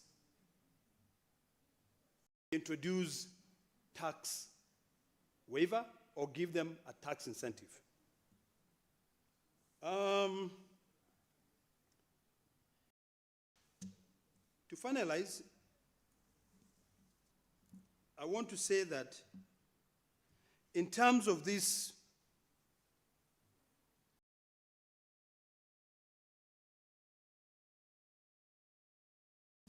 what was being contributed by my colleagues in terms of the responsibilities. Right now, we are talking about empowering our county governments. When you give all the powers to the cabinet secretary, we are slowly clawing down on devolution, the powers in devolved governments. Right now, even NEMA is devolved. So let us encourage our counties to be able to manage their waste. Let us encourage our counties to be able to come up with policies on how their waste are managed. There are counties where you will not find a lot of e-waste. But if you have one blanket piece of legislation that covers the entire 47 counties, I bet it will be a bit unfair for other counties. Now, is this a good legislation? Absolutely. Do we need to ensure that it can become law? Yes. So the task is on you, Senator Paris, to look at the existing piece of legislation, to be cognizant of the fact that there's someone waiting out there to be able to go to court and say you are over-legislating. Look at the existing piece of legislation. Look at the challenges. And I've given you one challenge. There's an active case where NEMA has not even managed to solve it. In terms of where do you dispose organic waste? Look at the business interest. How are you going to manage those things? And pay attention on the extended producer responsibility. If I'm a producer of an iPhone, if I'm a producer of a Samsung or any other phone, I want an incentive to be able to continue selling in this market. I do want. Otherwise, very soon, you will see phones that you cannot even tie into the producer. We want to be able to make sure that whatever pieces of legislation that we pass in this House can be effective. You know, we sit here and come up with legislation. We do a lot of research. But if they do not become future-centric and support our economy, they'll be of no use. I know the aim of you coming up with this bill is to promote health, reduce pollution, and most importantly, promote a circular economy. That is, I know that is the purpose. That is the aim of this. I don't know why you chose to come up with the bill alone instead of amending the existing act. But now that you have, we will support it. But think about those challenges which are there, that no one will talk about them. Otherwise, with those many remarks, and seeing that I only have 10 minutes left, I wish to support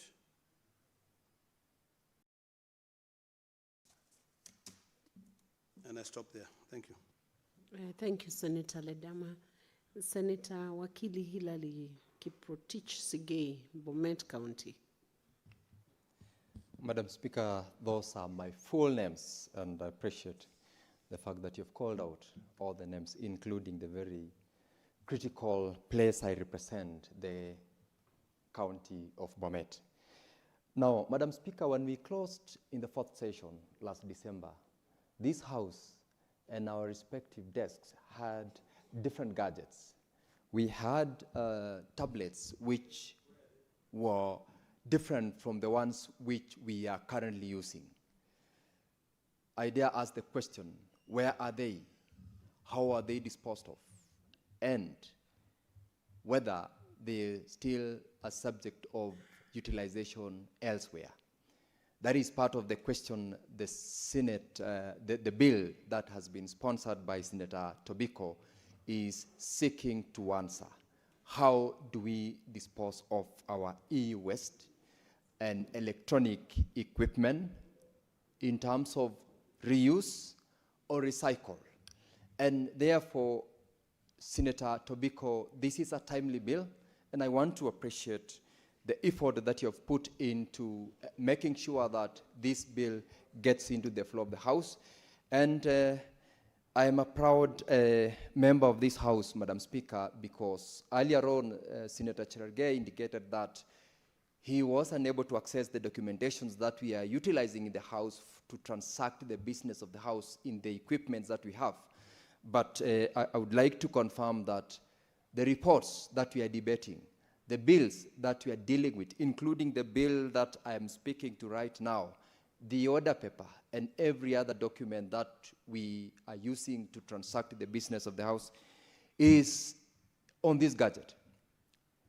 The question then would be, by introducing this new gadget, we have minimized on the use of papers, we have minimized and reduced on the cost of printing the papers, and of course, by extension, the waste that comes along with it has been minimized. And therefore, the bill Senator Tobiko is bringing before this House is a timely one. It seeks to answer so many questions. And Madam Speaker, I have gone through a bit of the record, and I have got some quite glaring statistics on the e-waste currently in Kenya. Madam Speaker, record has it that in the year 2025, e-waste, we had 53,559 metric tons of e-waste. These 53,000 metric tons of e-waste is largely contributed by, among others, household small items like fridges, like toasters, and this gives us 19,000 metric tons. Laptops, tablets, phones, among other such gadgets contribute around 5.7 thousand metric tons of e-waste. Besides those specifics which you have mentioned, Madam Speaker, the conversation around disposal of electronic equipment is something that is global for now. It is global because there is a lot of proliferation of counterfeit products. For instance, in terms of the laptops, phones, and such related, there is a lot of such a counterfeit in the market. And there is also a lot of informal sector players in the electronic recycling environment. It therefore means that we need a law that speaks to the current situation that we have, both in the country and also in the region as well as globally. And therefore, the bill that has been sponsored by Senator Tobiko, by speaking to the hierarchy of disposal of facilities, all the way from the ward level to the county level, and now the national level, has developed a system that is cognizant of the fact that we are now in this country at a level where every household, from the lowest representation in the village, at least has got an electronic equipment, whether in form of a television set or in form of a radio or even any other household equipment, we have them. And therefore, for us to be able to manage, we must start from that lowest level, and the creation of hierarchy in this bill is a welcome move, and I would like to appreciate Senator Tobiko for doing that. The bill, Madam Speaker, now going to specific provisions. When you look at the provisions of Clause 3, that gives us the objectives of the bill. Madam Speaker, the bill seeks to create a sustainable environment that is compliant with mechanisms in terms of disposal, recycling, and reuse of electronic equipment. That objective can only be met if we have a representation from the county where we are able to collect at the ward level, we collect at the county level, we dispose or we reuse at a collection center based at the county or at the national level. And those particular provisions have been provided for. The creation of the role of the cabinet secretary in collaboration with the CC in the county of relevant committee in Clause 7, Clause 8, and Clause 9, Madam Speaker, speaks to a creation of a conveyor sort of belt system where if we are collecting at a certain level in the ward, we are equally collecting at the certain level in the county, we are recycling at a centralized point in the national government, and that has been provided for. Clause 7 provides for the CC in the relevant county. Clause 8 provides for, Clause 9, sorry, provides for the process of licensing. And this is one of which I wanted to make a proposal to the sponsor of the bill, Senator Perez Tobiko, where Clause 9 requires the CC alone to sit on an application for purposes of an e-waste collector in the county to be licensed. I want to propose, Senator Tobiko, that instead of having the CEC to sit alone and make a decision as to whether to grant a license to an applicant or not, in most cases is a little bit unjust and unfair.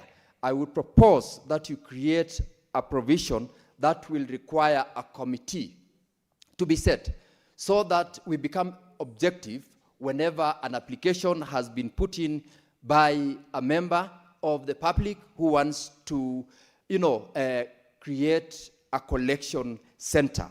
That proposal will similarly affect the mandate of the CS under Clause 10 for the CS to sit on an application by an e-waste recycler seeking to get a permit or a license. We also propose to amend the clause to develop or to establish a committee that will sit under the supervision of the CEC at the county level and the CS at the national level, so that we have an objective assessment of an application for a collector and a recycler respectively. But the important provision which I must speak to, of course, is the global requirement that this bill is seeking to restrict the importation by ensuring that those who are licensed are under an obligation on what you have termed as in the bill extended producer responsibility, so that a producer or an importer is under an obligation to make sure that the producer manages the whole cycle from production, sale, disposal, or reuse. That way, we will be able to manage that cycle so that we avoid a break in terms of obligation on those players within the sector. The creation of the licenses and the establishment of an e-waste plant at the national level is a very, very important provision in the bill, and I support that. However, I would also then make a proposal for your considerations in the Tobiko that as we establish an e-waste plant, we maybe make it a regional based, because a county like Nairobi can only, you can imagine the extent of the waste that we are dealing with in Nairobi County, such that we do not limit to the national e-waste plant only. We can have it at respective counties. For those counties that are able to establish, they can establish. Let the law provide for a county-based e-waste plant so that we open up for counties that are willing to do that. I say so because, Madam Speaker, in the county I represent, Bomet, we have the affordable housing plant that is built. Next to it is a waste management site, which the county government has completely failed to deal with it. And by extension, it means that even though the houses are ready for occupation, we cannot commission them. We cannot hand them over. Why? Because there has been a failure on the part of such a county government to manage the waste. Whether that waste has been classified as degradable or the e-waste is a different story, because when you look at largely such waste, it is affecting, well, Madam Speaker, I see you are rising. I'll stop at that.